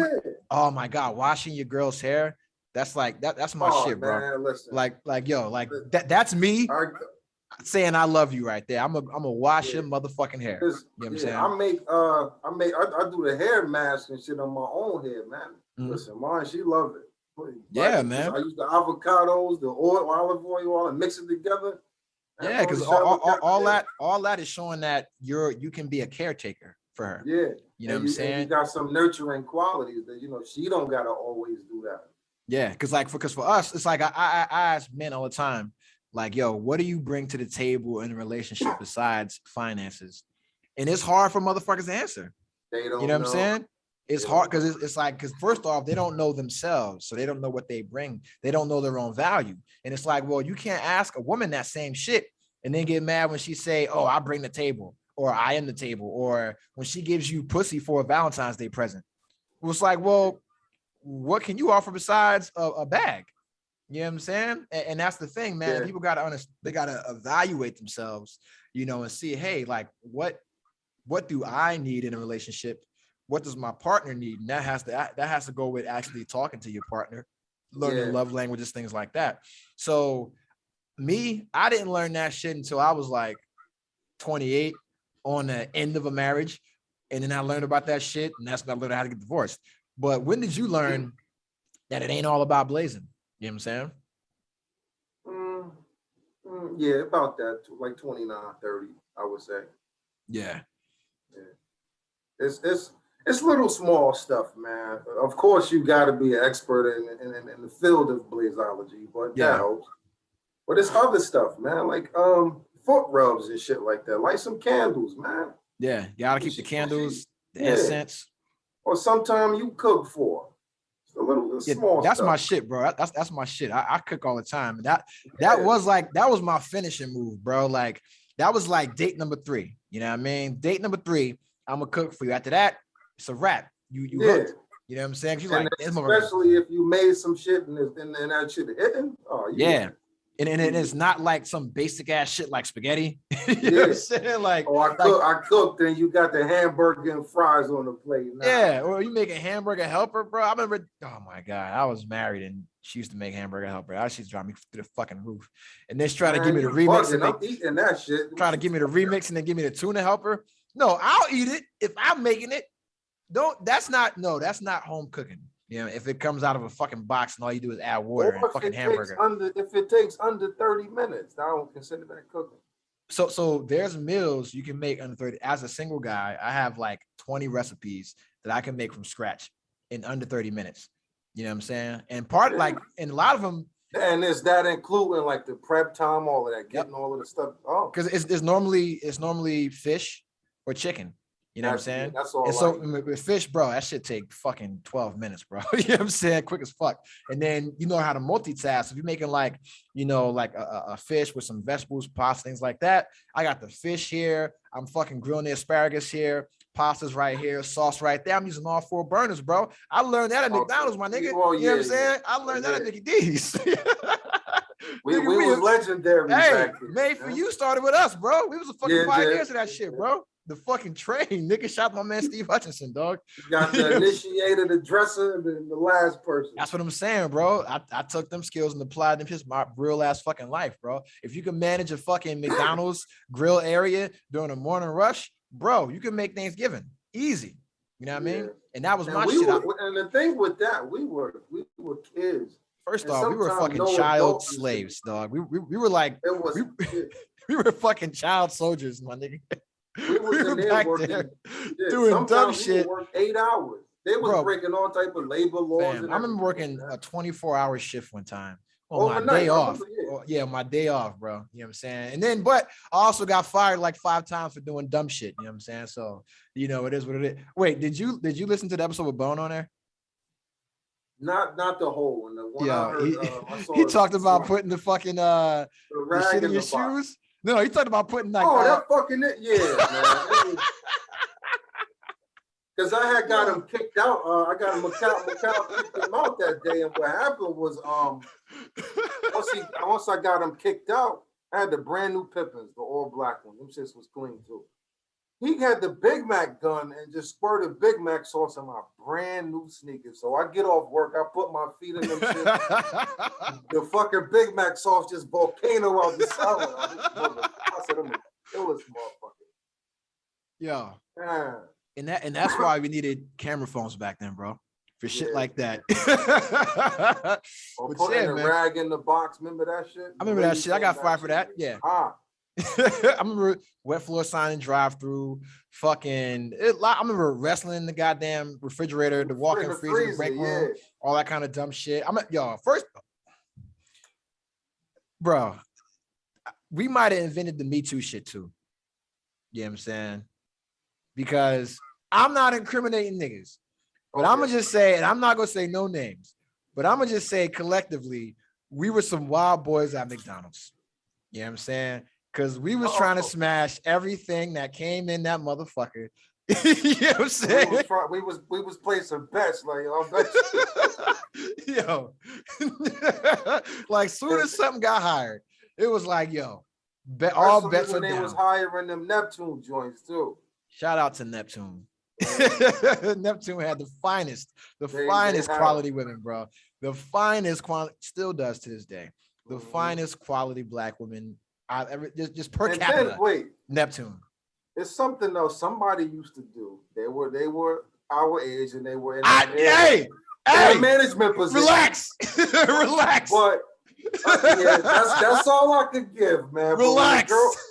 Somebody want to get him something, they got fired, man. And I'm like, you would be tied up in so much lawsuits and things today, man. Bro, I remember just the dumb shit, bro, walking like a girl, a 15, 16-year-old girl doing a job, tells one of us tall motherfuckers to get some goddamn cups from up top. And we grabbed the cups and immediately put them on our dick and like, I got your cups right here. Right, you got in trouble. Now you in a world of shit now. Yo, now you're 16 years old having to register as a sex offender for putting cups by your dick or something like that, bro. Or saying brain or these nuts, you know, a million times a day. You know what I'm saying? Or all type of shit. Or just prank calling and being like, dick, yo, you going to jail for that shit now, bro. They're gonna cancel you. You're gonna be like the baby. You're gonna be like the baby. You know what I'm saying? They're gonna cancel you for saying some dumb shit. Are you familiar with the baby situation with him and his comments and then the reaction that he's getting? I don't know the exact comment, but I know something was said about you, that community. Okay, so basically, and here's the thing, man. Like, I like the baby. Yeah. The baby's still young, though. The baby's 29 years old, man. 28, 29 years old, from the South. just became a superstar, and you get an extra level of scrutiny when you're a superstar, right? And the baby's done wild shit. The baby has killed a motherfucker at Walmart. The baby Knocked the has guy out in the mall. knocked the motherfucker out in the mall, physically assaulted motherfuckers, slapped a woman, all type of wild shit, right? And they decided to cancel him over comments that were not made directly towards the LGBT community. He's at a concert, rolling loud. Everybody's there having a good time, smoking weed, having a good time. It's the baby performing. If you listen to his lyrics, this should not be a surprise. So he's in between songs. He's doing a call and response scenario, which is like, hey, everybody in the house say, hey, ho, and they do that shit. Or all the ladies, $20 in your pocket, say, ow. That's how they did it back in our days. We were corny as shit, right? But or if you got a $50 bill, put your hands up. You got a $20 bill, put your hands up, right? Fat man scoop, man. Yeah, and we did that kind of shit, right? But this motherfucker said, hey, he said, hey, if you didn't come here with the disease that's going to kill you in 2 weeks, you know, if you didn't come here with an STD that'll take you away, he said, put your phone in the air. I'm listening to it and I'm like, okay, that's a little spicy, but I don't see nothing wrong with it. And then he's like, hey, if your pussy smells like water, put your phone in the air. And I'm like, that's a little spicy, but I don't see nothing wrong with it. You're at the baby show.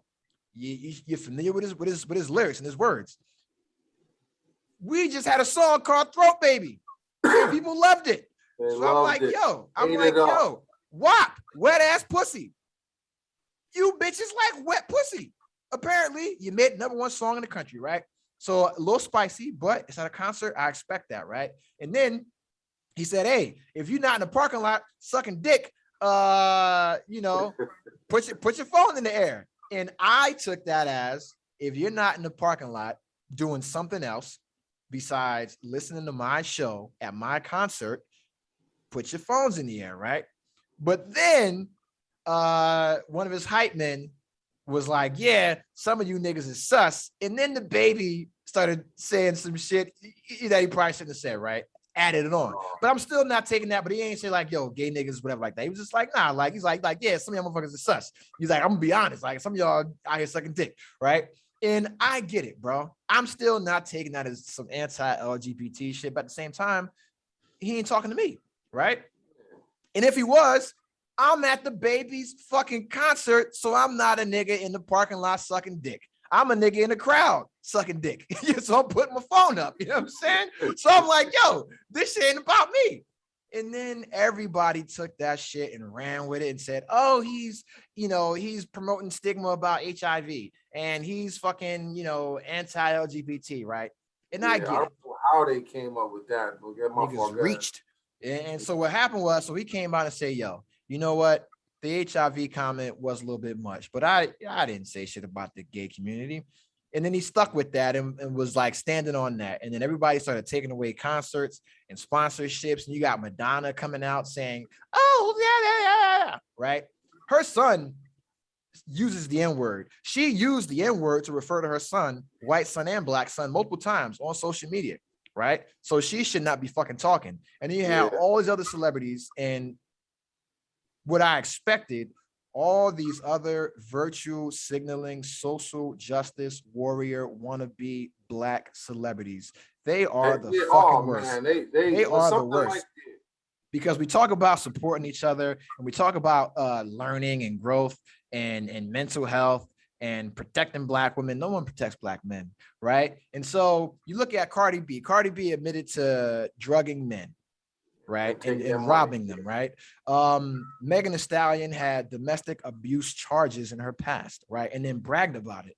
You have all these women doing all this toxic ass shit, toxic ass behavior. You got fucking Brittany Renner fucking grooming an 18-year-old basketball player, getting knocked up by him and then divorcing them 2 weeks after the baby's born, right? And nobody's saying shit, right? But then the baby makes a comment about dude sucking dick in the parking lot and not sucking dick at his show. And they say that he's homophobic, right? And everybody jumps on him. And then the community that should support him or should want to teach him, the blacks, they just alienate him because they're worried about their bag getting fucked up, even though they all have said and done worse. And now I look at our generation, right? Ain't nobody as bad as us. No rapper will ever be as bad as DMX when it comes to anti-LGBT shit. He has made entire songs. Well, Styles P had this was Kill That Faggot was the name of Styles P. Well, that's just one song. And he didn't mean gays. He just meant a bitch ass nigga. Yeah, all right. DMX was like, yo, all you niggas that been to jail before, suck my dick. DMX talked about killing gay people just because they were gay. You know what I'm saying? Like y'all gonna make me lose my mind up and hear that entire song is an anti-LGBT song. He's made songs about raping people's kids. Same thing with Big. You know what I'm saying? Has made songs about raping kids. Yeah. You know what I'm saying? Like just doing the wildest shit. So our generation should never talk about anybody, right? But it was our generation and the generation ahead of us, right? And then all the black celebrities jumped on the baby's shit, right? Doja Cat out here in fucking racist ass incel chat rooms using the N-word, doing fucking bed winching race role play, right? All type of shit. And everybody, all the blacks abandoned the baby. You know who came to the baby's aid? White people.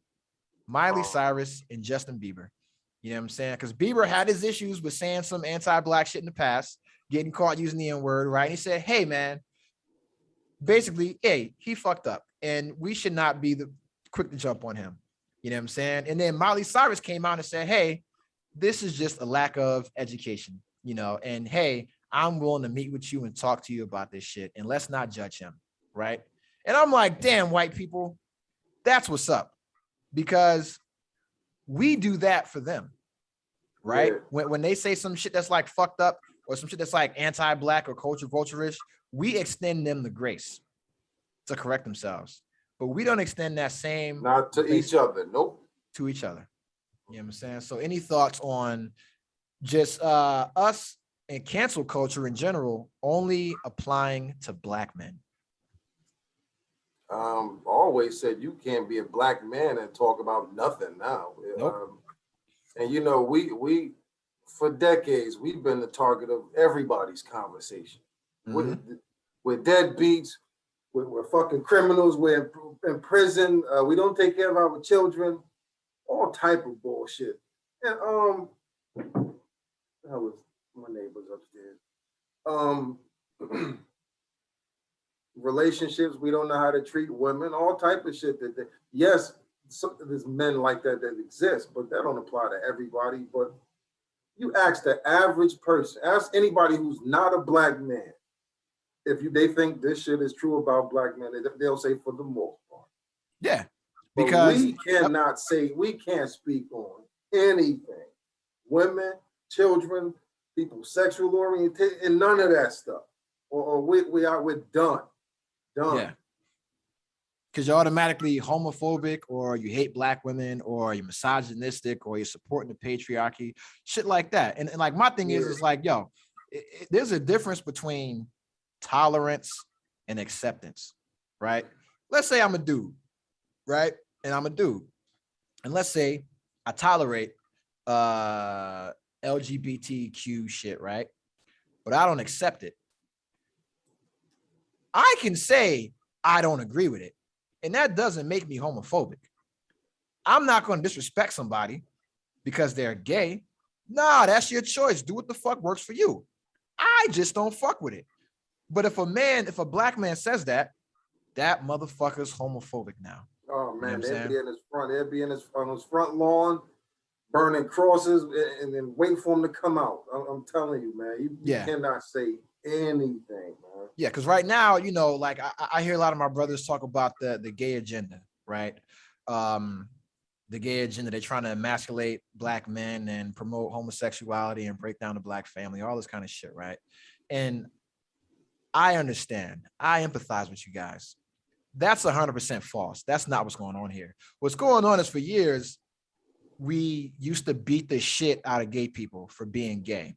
We used to kill gay people for being gay. I'll let Dr. Umar gas me a couple of years ago. Yeah, but I mean, but like you said, it's like we're from Asbury, bro, and it was a thing to go down to the beach, to Club Paradise, and catch gay people. I almost use the F word. Catch gay people coming out of there and beat them up and rob them. That was a normal thing where I'm from, something that people that I know grew up doing. You know what I'm saying? We're adults now. We know that's wrong. But, you know, so now the pendulum has to shift the other way, right? So they went from not being able to be open and be free and be who they are, right? To now they got all the freedoms and rights. So they're like, yo, this is who the fuck I am. But the difference is that they're holding people accountable for how they're treated, right? You look at Asians, right? Everybody's like, oh, the Asian community, they're fucking, you know, they got all these fucking rights and they got this bill and they got this that Black people don't have. No, they're just holding people accountable for how they're treated, right? And then you look at the Black community. We attempt to hold all these other groups accountable, right? But we don't treat each other the way that they want, that the way that we want them to treat us.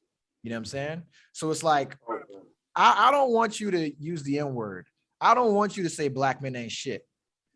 But I'm going to go out here on social media and use my platform and say Black men ain't shit. You know what I'm saying?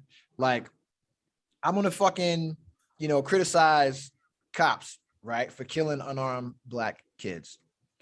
But I'm not going to keep that same energy when it comes to the drug dealers and gang members and the people that promote that lifestyle who also kill unarmed young kids. Yep. You know what I'm saying? And that's the hypocrisy that's in the Black community. And when I see a situation like the baby, right, and I'm like, yo, this motherfucker said, like, out of all this shit that he's done, that's what y'all want to cancel him for, right? Out of all that he's done, the anti-LGBT shit is what y'all want to cancel him for. And then I look and I'm like, well, y'all the same motherfuckers that let R. Kelly get off for years. You know what I'm saying? Like, y'all the same motherfuckers that let Chris Brown beat the shit out of Rihanna and come right back to making music.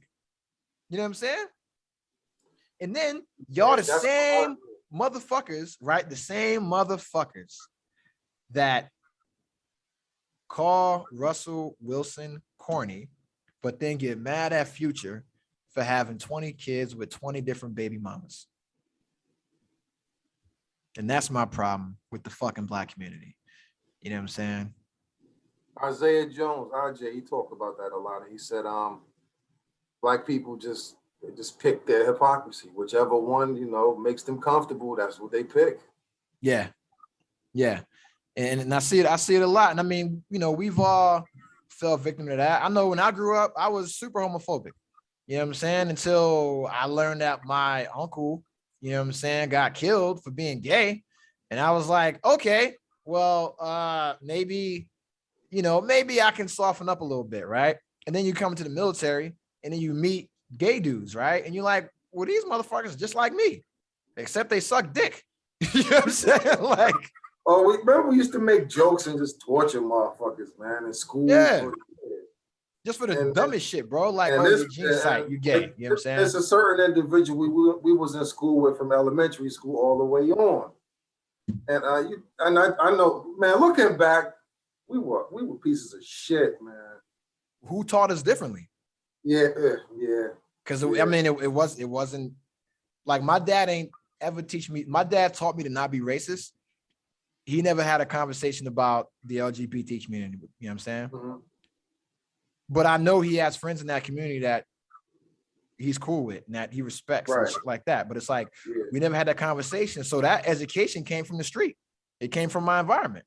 You know what I mean? Yeah. And it's like, and it's like that was the accepted behavior. Whether it was right or wrong, it was condoned. You know what I'm saying? And then when I came in the military and they said, yo, you can't do, well, I mean, the military ain't give a fuck. But when I got friends, people that I consider brothers that are gay, and I see how that affects them, and it's like, okay, now I'm stepping up for them, I'm protecting them, and it's like, yo, I don't give a fuck if you suck dick. Do you drink beer? You like rap music? All right, we got enough in common. You know what I'm saying? Yeah. But then you see our generation kind of, you know, taking that whole fucking trend of being homophobic as fuck, you know, taking it down.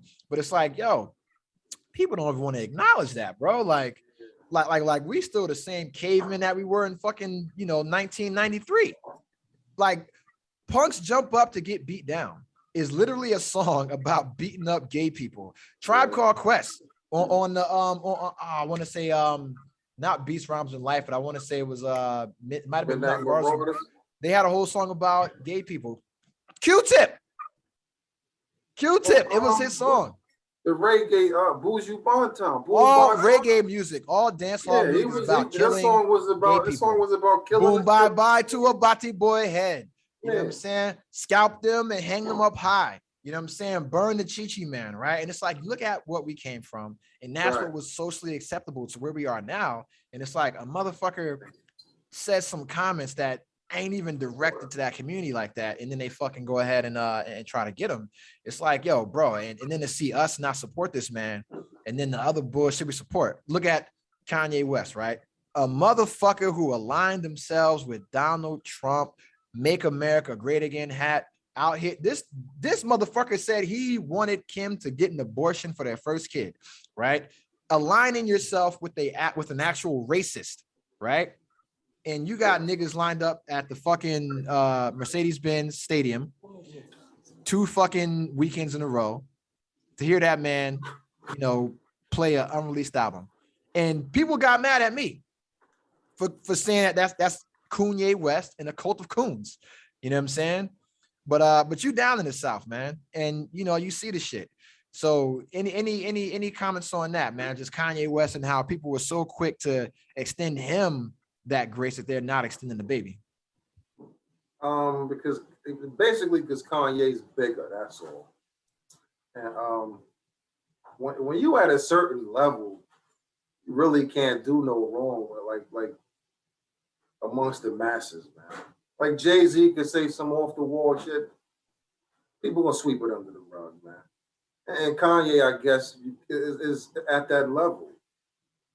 Yeah, apparently. You know, look at it. Look at the stuff his clothing and his sneakers. People go to the stores and buy that bullshit. Look just because of the name attached to it. That's it. Yeah, that's it. It's just the higher your level of stardom is, you're kind of protected from like you said, Madonna said that bullshit. Nobody gonna address it because there's people who will commit suicide once Madonna dies. Exactly. Because you look at Mel Gibson, right?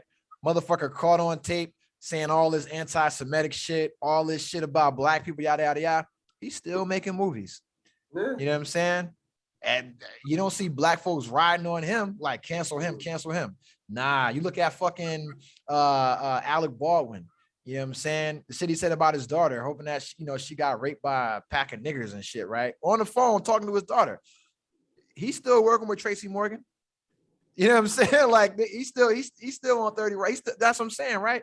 You look at all this, Or if they do get on him, it's temporary. Like with the Hulk Hogan situation. Yeah, because then they say, oh, well, we talked to him, and that's not his heart. That's not his heart. Well, how do you know that's the baby's heart? You know what I'm saying? They don't want to find out. Because now it's like, yo, if we want to go into mental health, right? The baby just lost his brother by suicide, right? The baby had his brother kill himself from suicide, and then the baby's brother kind of blamed it on him. You got the baby lost people due to COVID. You know what I'm saying? We're all dealing with this pandemic shit, right? And then we want to sit here and talk about mental health. Well, did anybody ask the baby how he's doing right now? You know what I'm saying? Dealing with the loss of his brother and the shit that he's going through with being somebody that provides for hundreds of people through his art. No, we don't give a fuck. But we'll let Cardi B talk about, drugging dudes. And she's made anti-LGBT comments in the past. And I'm gonna tell you right now, women are protected. They can say whatever they want because all they got to do is say, I let a girl eat my pussy before, and they're automatically cleansed of all their anti-LGBT sins. You know what I'm saying? So if you look at every chick that has said some wild shit, all they do is say, yo, a girl ate my pussy and I'm good. So I'm bi. I'm bi, so I can say it. I'm bi, so I can say it. Yeah, that's their past, man. Yeah. But yeah, that's just I just want to get your take on that, man. Do you care about a Kanye West album?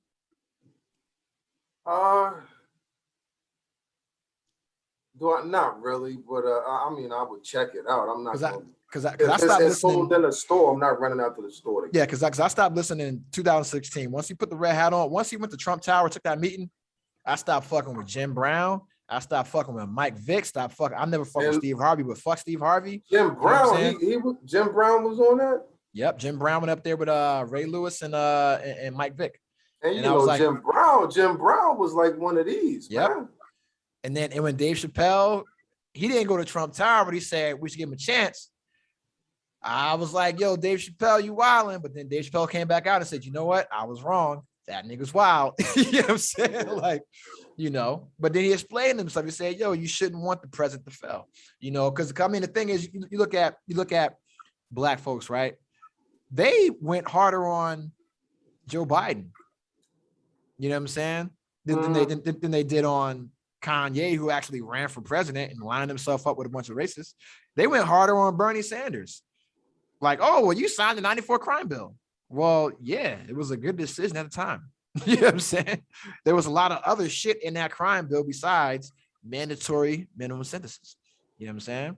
And that's what people don't fucking want to look into. But, you know, I'm not here to talk about, you know, crime and Black people's lack of reading, right? But that's just something that bothers me, man.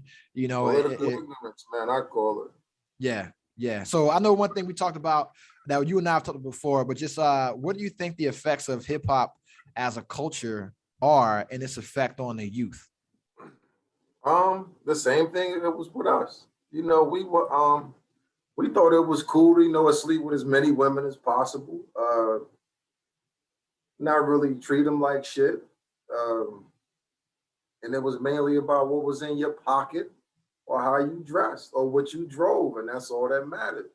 And it's the same still. We were impressionable, yeah, but the kids today, at least we know that lifestyle was kind of fake. Today, they just think that's all there is. Yeah. And nothing else.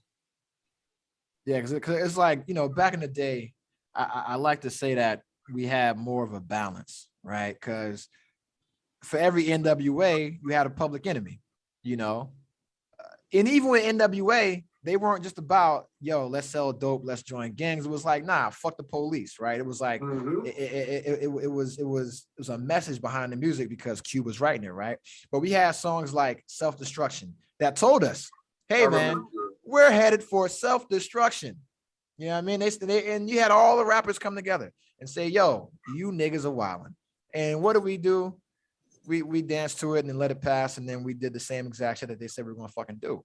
You know, fucking Common tried to tell us, you know, multiple rappers tried to tell us, like, and a lot of them, we had balance where you had the righteous, you know, conscious rappers, things like that were putting out a positive message. And then you had like the party rappers, right? But it wasn't anything that was like self-destructive like that, to where it is now, where we promote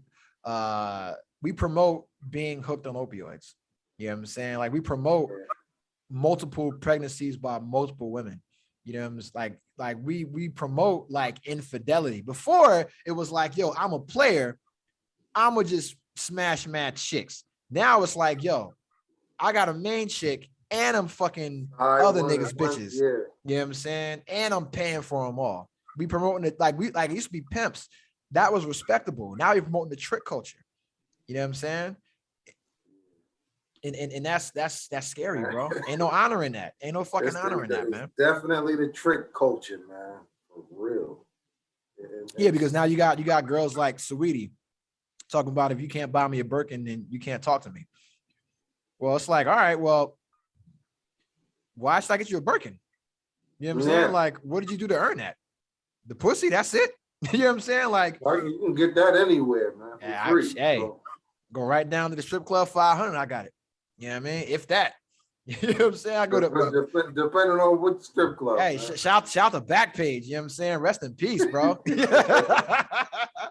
go on. Now they got it on Craigslist now. They shut that shit. Craigslist been shut down for like 10 years, bro. Oh, now you can just buy furniture and shit over there. Yeah, no. If you want some pussy, go on Instagram or OnlyFans. You know what I'm saying?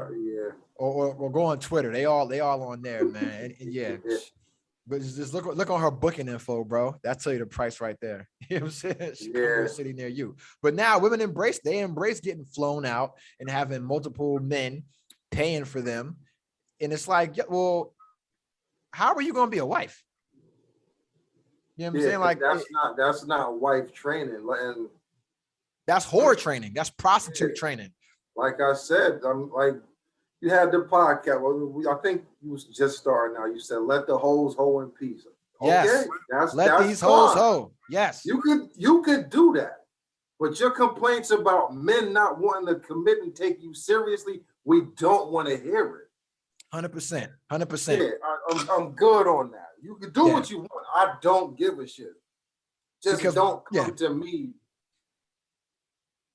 a short time after you did all of this, and I don't want to take you serious. Don't come to me. Don't come to me no time after. I'm just gonna do what you was wanting to do. Like that's your value. If you value yourself like that, your body is supposed to be sacred. And if you putting a fucking price tag on your fucking body that anybody can access, I'm not gonna respect that shit. The fuck? Nah. Because if the price good enough while you with me, you'll take that person up on their offer. Exactly. And so and let these hoes hoe, man. Like because everybody has their whole phase, but everybody don't need to know about that shit. You know what I mean? It's promoted, it's heavily promoted now, and Megan Thee Stallion. They glorify each hot other. Girl Summer. Yeah, they glorify each other's whole phase and their sexual. Like I'm all about being aware of your sexuality and being in charge of your sexuality and yourself as a sexual being. That's all great. But you don't need to promote fucking multiple guys for gifts. That's called prostitution. If you exchange sex for money, that is prostitution, no matter how you look at it. They just think it's not because you're not standing on the corner of Hunts Point, walking back and forth, flagging down cars. It's still prostitution. Hey, well, and that's the same reason why there's a drug problem in America, because opioids are gotten from the pharmacy and not from a dope dealer. Yep. And you see where that got us. You know what I'm saying? So yeah, and that's the thing, man. And it's like now you see another thing, man, like man, I see, kids on fucking social media, kids like toddlers twerking. And I have a problem with that. And they're like, oh, it's just dancing. No, the fuck it's not. That's not ballet. That's not some African cultural dance. No, that is, hey, I have an ass.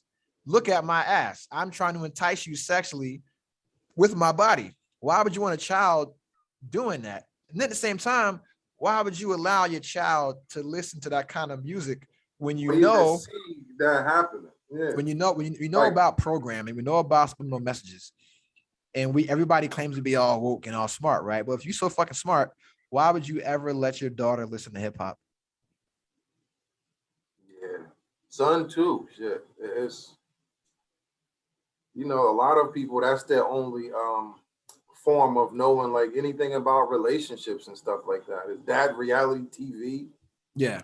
And all you do is listen to that and watch reality TV. You're doomed, man. Yeah, and they think that's the truth. Like they go on and they say, oh, Cardi B and Offset is goals. Oh, Will Smith and Jada is goals. But you don't know what the fuck is going on behind the scenes in their relationship. You don't. And when the truth comes to light, it ain't nice.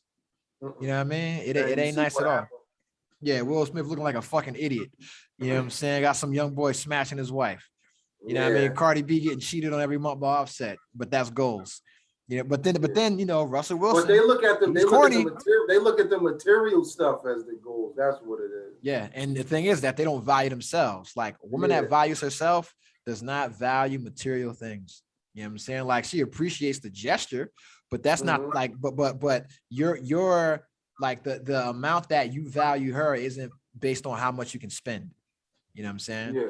And that's what it is now. Like, bro, back in the day, if you came to school and bought a chick some flowers or got like a candy gram for Valentine's Day, you was that nigga. If you do that shit now, you are a cornball. You know what I'm saying? You better come with a fucking bag. You better come with some bands. You better come with some Balenciagas or some fucking, some Chanel or something, bro. Like they putting a price on everything, man. But hold on, your video is frozen. That's fine. Yeah, your shit paused like a million times, bro, but it's all good. So one thing I like to talk about is accountability, right? We talk about accountability in the from the perspective of men, how we hold each other accountable Like we don't associate with niggas that's not taking care of their kids.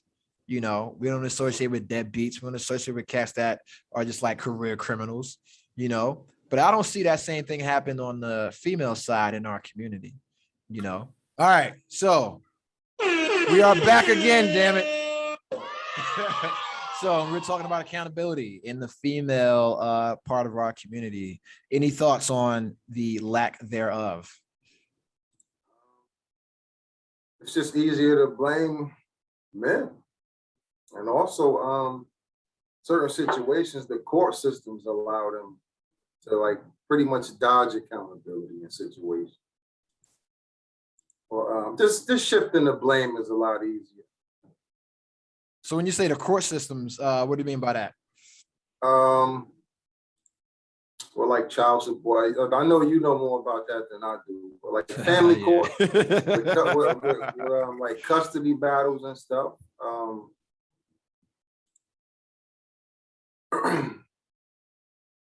People, I'm sure they deal with guys who ain't shit all the time, but you don't see other races of women. You know, if they get knocked up by a bum or something, they recognize, oh shit, I fucked up.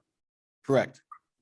But with our own now, it's just everybody they meet, we just gonna be a bum along with the guy that they mad at. It's just. Yeah, it's a lot of blanket statements that get put on there. Because this is something that I talk about all the time, is that you don't see other communities saying Asian men ain't shit, white men ain't shit, you know, fucking Hispanic men ain't shit. You don't hear that, right? It's just like you said, they take accountability for their choices. But for us, it's always black men ain't shit.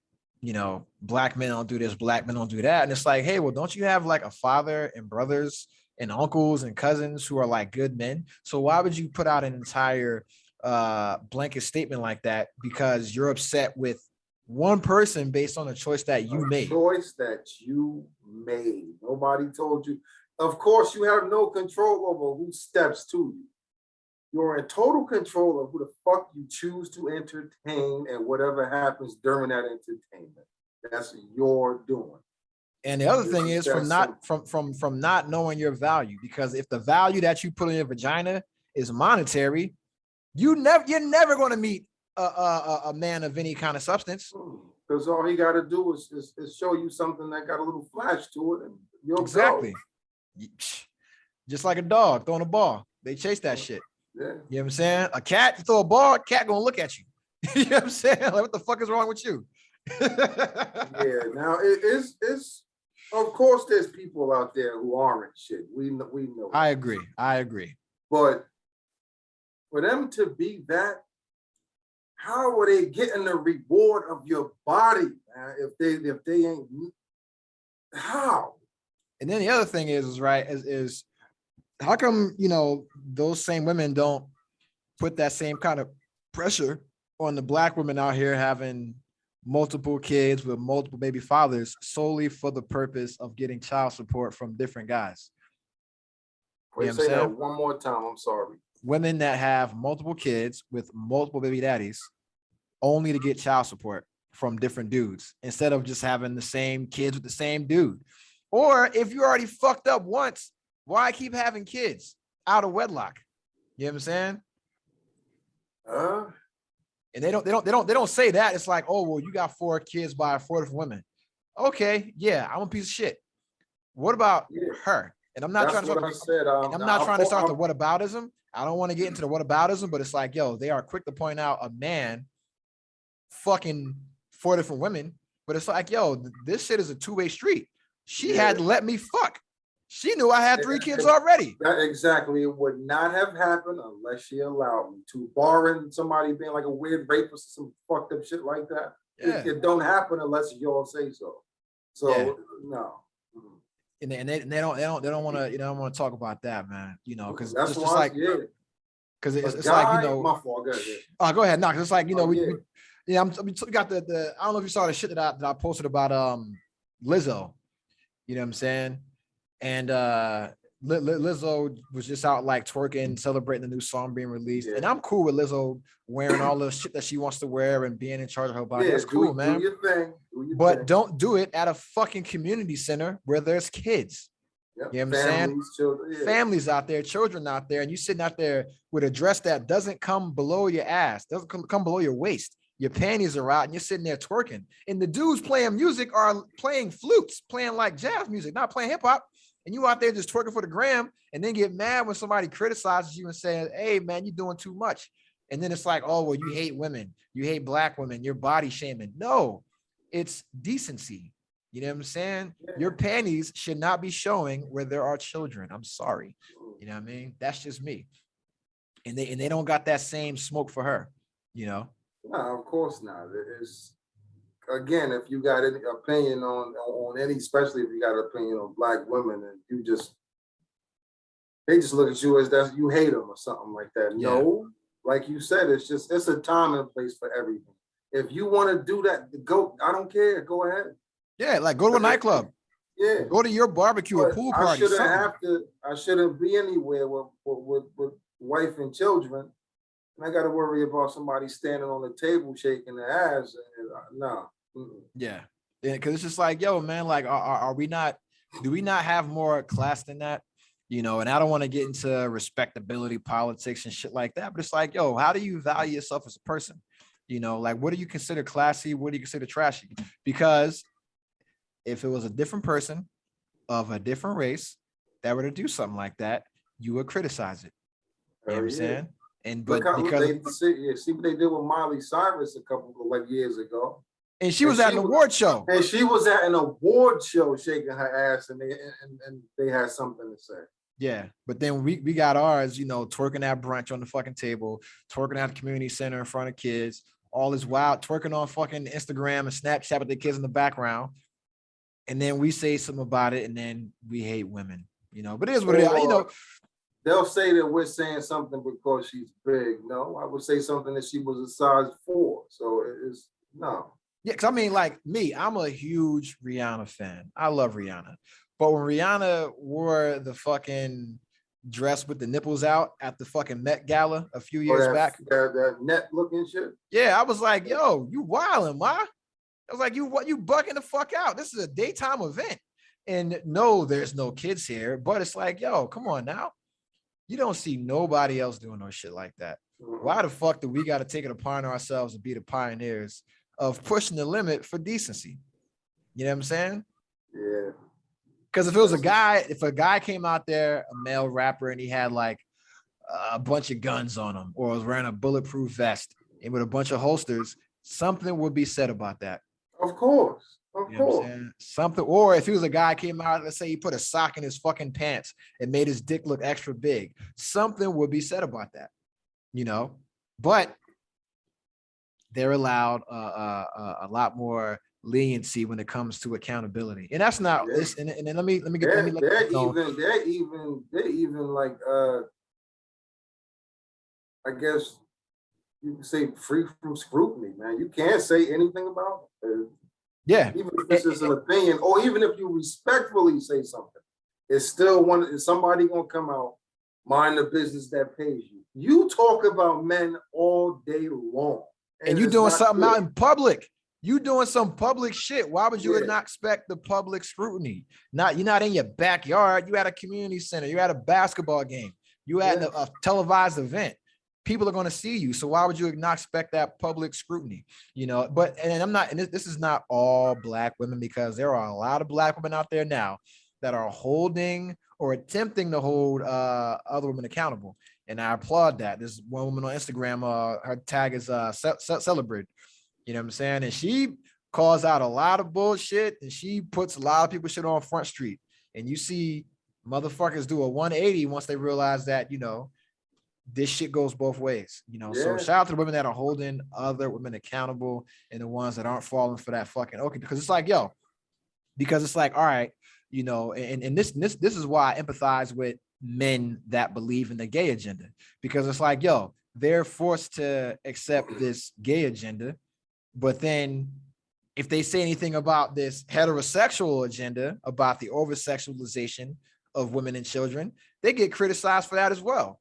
And then it goes from me just tolerating something to me being forced to accept something. You know what I'm saying? It's like, toleration and acceptance two different things. I can disagree with your stance, but I don't got to persecute you or oppress you for it. I can be like, yo, I don't fuck with it.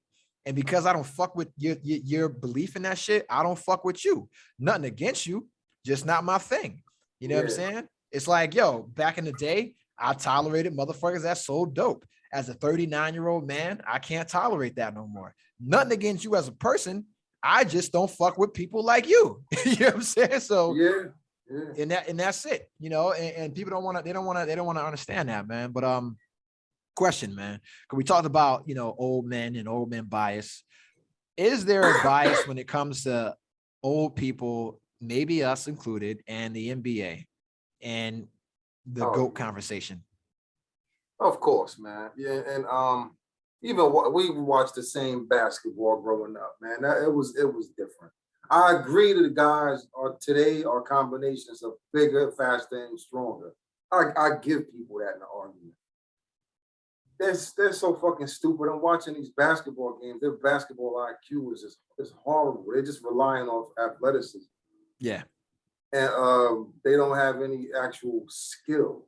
As long as you can get up there and dunk and shoot a three, you should be able to make it to the NBA now. And that's really all what it is. This defense, they don't know how to play. It's almost non-existent.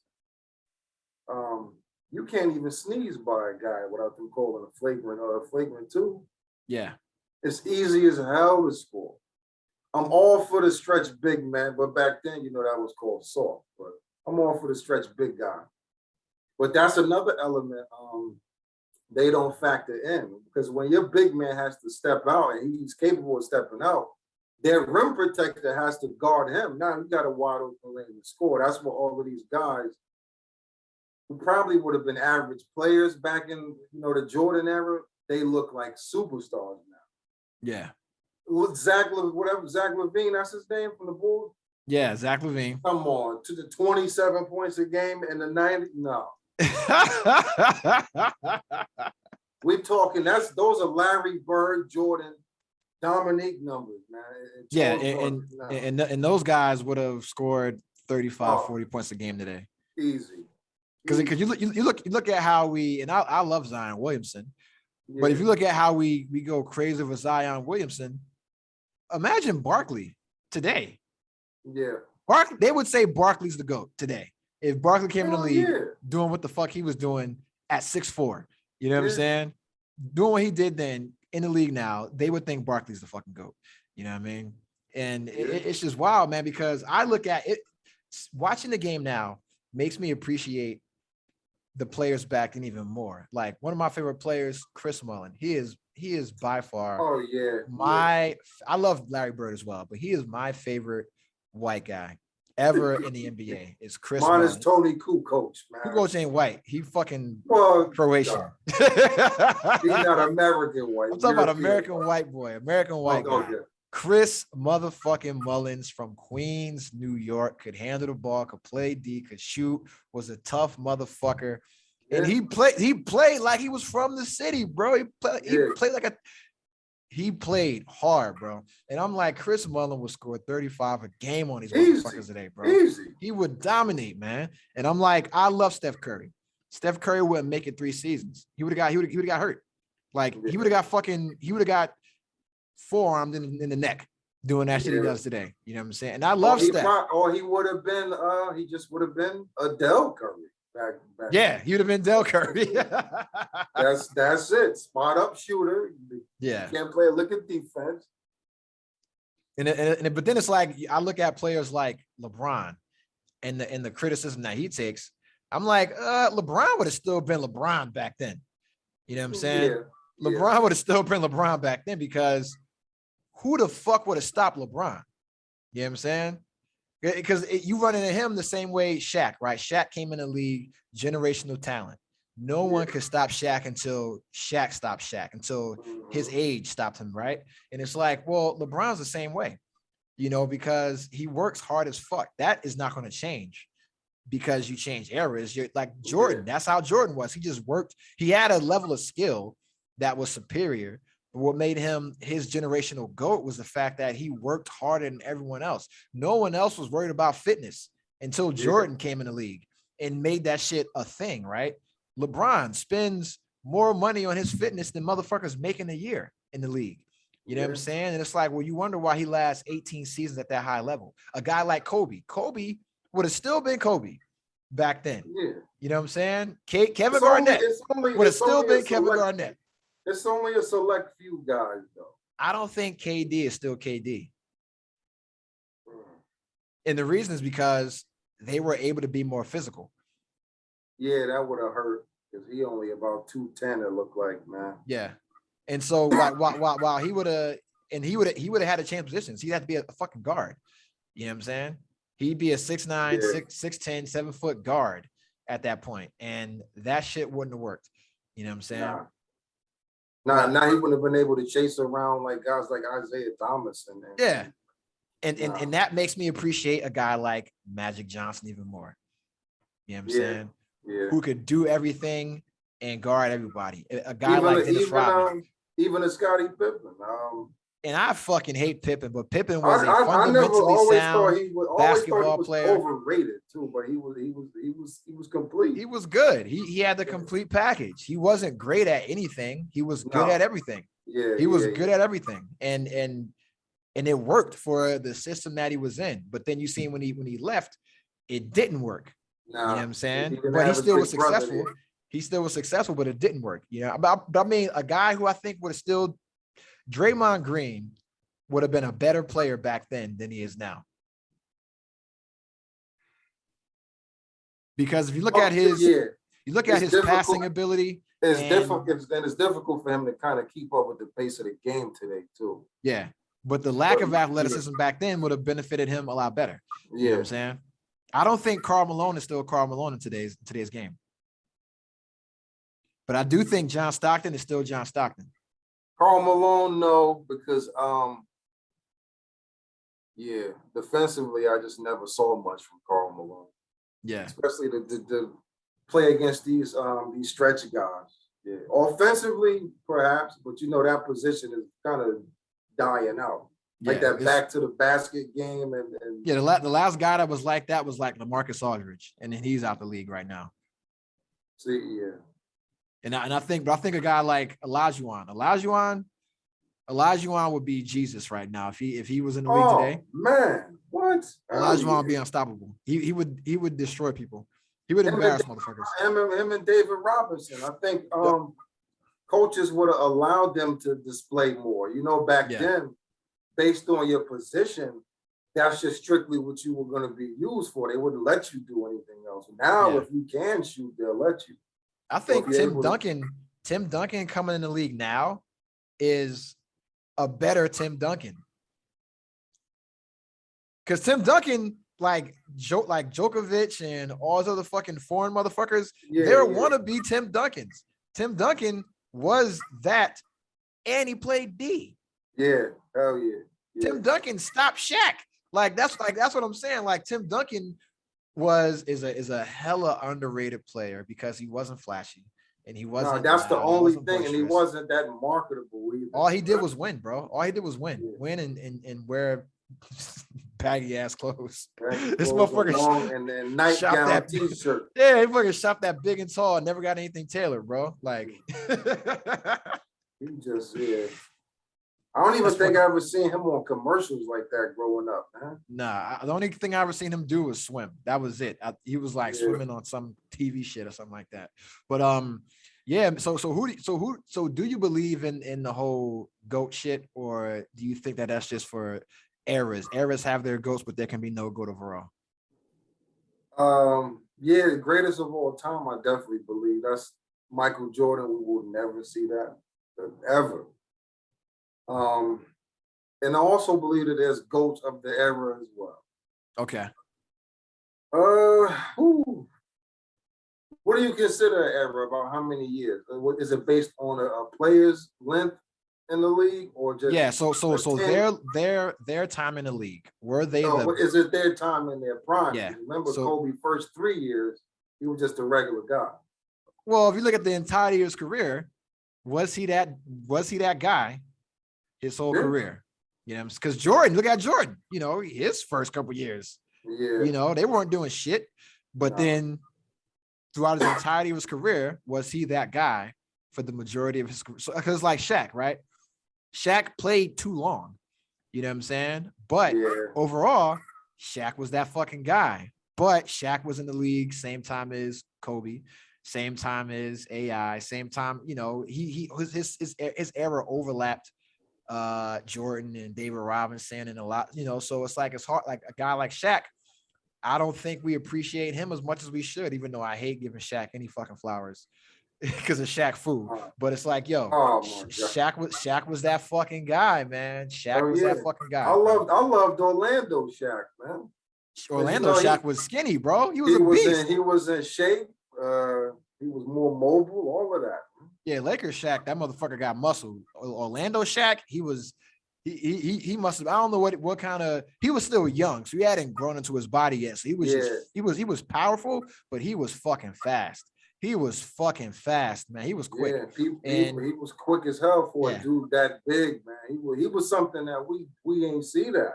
We ain't never see it. Olajuwon was quick with his moves and stuff.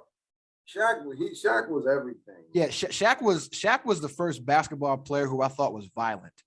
You know what I'm saying? Because offensively, he was violent. Defensively, he was violent. Like, he wasn't just going to block a shot. He was trying to take your fucking arm with it. If he dunked on you, he wasn't just trying to, no, he was trying to hurt you and the basket. Guys, they did this number when he went up, man. Yeah, I remember that, like, and that's the Shaq I know. So I got to say, but I think that I don't think we should limit the GOAT to just the era, but of your position. Your position for that era. So I'm like, yo, Shaq was the greatest center for the entirety of his career, the majority of his career. Shaq was that dude. Jordan, I'm not going to argue if Jordan is the best of all time, is the greatest of all time, because there's always somebody that can make an argument against it, right? But was Jordan the greatest shooting guard of his generation? Yes. Was he the greatest player overall his generation? Yes. Is he the greatest shooting guard of all time? Yes. It's just hard for me to put Jordan over Magic. You know what I'm saying? It's just really hard. I think one-on-one, Magic beats Jordan. Only thing that stopped Magic was age. That's it. That's it. And when Magic came back, Magic put it on the motherfuckers. You know what I'm saying? So, and that's the thing, man. But and it's like, well, you know, where do you put, you know, Kareem? You know, because that's another guy. They never have him in a GOAT conversation, and he got over 30,000 points, 5 rings. Yeah, it's like 15,000 rebounds. They never have him in that conversation. And that's what I'm. So it's like, so you know, I think you know, it's like, it's kind of like rap. How we always like our top 5, right? It's dynamic. It changes, but it's a personal thing at the end of the day. It's your opinion. It's, you know, just because you can literally say who's the best scorer. That's easy. Who has the greatest scoring average? Wilt Chamberlain. You know what I'm saying? Doesn't matter. Fuck the rules. Only 2-pointers. He scored more than everybody else over the course of his career per average, right? Yeah, see, I'll be excluding them guys from the 50s because they was playing against the milkman. Yeah, they was playing against plumbers and shit, substitute teachers, motherfuckers that just got back from World War II. Yeah. I was like, nah, man. They were playing the local butcher and all of that. Man. Well, I mean, the same thing goes with NFL. It's like, bro, like, you know, I don't look at Bart Starr and fucking all these other goofy ass motherfuckers from the 60s as like the best at their position. These motherfuckers ran, you know, 5-second 40-yard dashes. Fuck out of here. You know what I'm saying? Like, no. Like Barry Sanders, better than any running back before him, any running back after. Ever. You know what I'm saying? Like, and especially, you know, man, that Barry Sanders, Emmitt Smith, it's no debate. He was way better than him. Yeah. And to me, no defensive back is better than Deion. Nobody. And I'm a Darryl Green guy, man. Darryl Green was the shit. But he wasn't as flashy and marketable. Darryl Green wasn't changing entire defensive schemes, you know, or entire offensive schemes were designed around not passing towards Deion. You know what I'm saying? And I love Darryl. I'm a Redskins fan, bro. So, and Darryl Green's that guy. That, to me, Darryl Green's number 2 cornerback of all time. That's my favorite of all time. Yeah. I give you that because Deion Sanders, there was times where you watch But games against like the top receivers in the league, the ball wasn't going in that direction. And then you got to kick to him. And then you got to kick towards him. And he Yeah. gonna run the shit back on you. You know what Yeah, I'm saying? he was different, man. That's the thing. And then he'll line up at the slot and do some dumb shit. You know what I'm saying? Or it's like, look at Tom Brady. People hate to say it. Oh man, Tom I can't stand. Tom Brady's that fucking guy. I can't stand him. I hate him. I never liked him since he first get. Still don't. But I'm not Because gonna take nothing. bro, he is an average guy with above average intelligence. That's what gets him over because And he's not ridiculous fast, he's not work big. ethic. Yeah. Doesn't have the strongest arm, isn't the most accurate. He just works harder than everybody else. Mhm. And he's willing to do what other people aren't willing to do. You know, because I mean, me personally, I think, Warren Moon, probably one of the most physically gifted quarterbacks of all time. And Randall Cunningham. if they didn't make him go to the CFL first to prove himself, he would have all of these passing records. Yeah, but it's like, and that much I love those guys. Yo, you gotta win to be the GOAT. You know what I'm saying? Or you gotta be completely dominant, like in Barry Sanders' case, where it's just untouchable, and it's like receiver, Jerry Rice. I don't give a fuck what Calvin Johnson did. I don't care. Yeah. No one is Jerry Rice. You know what I'm saying? Nobody. No. And it's like linebacker, no one is Lawrence Taylor. Whatever. That's I don't care. No one is LT. You know what I'm saying? So that's a fact. Yeah, but with basketball, it's like, even it's subjective because like even though I say LT, anybody else can say anybody else. I'm not going to argue with the motherfucker. It's like your opinion, bro. You know what I'm saying? Yeah. Unless we say who statistically was the best linebacker, and we never do that. We never bring it to actual hard numbers. You know what I'm saying? So yeah. That's like who's the best rapper? Sometimes that might sway the argument a little bit because it might be based off of the defensive scheme that team plays. Like you could be a linebacker in a 3-4-4-3. You could be a blitzing linebacker or one that sit back in coverage. Because LT didn't get a lot of tackles, he got a lot of sacks. Yeah. But he was a different breed though. Yeah, and I look at the overall impact of the game. Like, did you change the game and did you change how motherfuckers played the sport? Yep. Just like Reggie White at defensive end. Yeah, Reggie White changed the fucking sport. You know what I'm saying? He had the sack record with 21 sacks, and mind you, he missed the last 4 games of the season. Yeah. So he probably would have ended up with nearly 30 sacks that season. Yeah, and there's a lot of players like that, and I just think that we should be allowed to be like, yo, this person is a GOAT. Like, you just don't got to say one. It's your fucking opinion, bro. You know what I'm saying? So yeah. Because it's like with rap. It's like, Jamel Hill said that Biggie and Tupac need to come out the top 5 question, top 5 conversation because so much time has passed. No, they don't. Shut up, Jamel Hill. You know what I'm saying? Like, look at their body of work for the time that they were around. No one fucks with it. So it doesn't matter how many records Lil Baby makes. He ain't had the impact that Tupac and Biggie had. You know what I'm saying? And nothing against Lil Baby. I like him. He's a dope rapper. I think I'll rock with him. He'll be in that conversation in a few years. I like Drake. You know what I'm saying? And I don't like Drake, but I like Drake. And I think that if somebody put him in that conversation, best rappers, and we're talking the whole rapper package, he goes in that conversation. Yeah. Even though I don't, his music ain't my thing, but if we're talking about best lyricist, maybe he doesn't go in that conversation. That's when you put in somebody like Black Thought, But there's a difference between a rapper and a lyricist. You know what I'm saying? And I hate when people use album sales. Don't do that.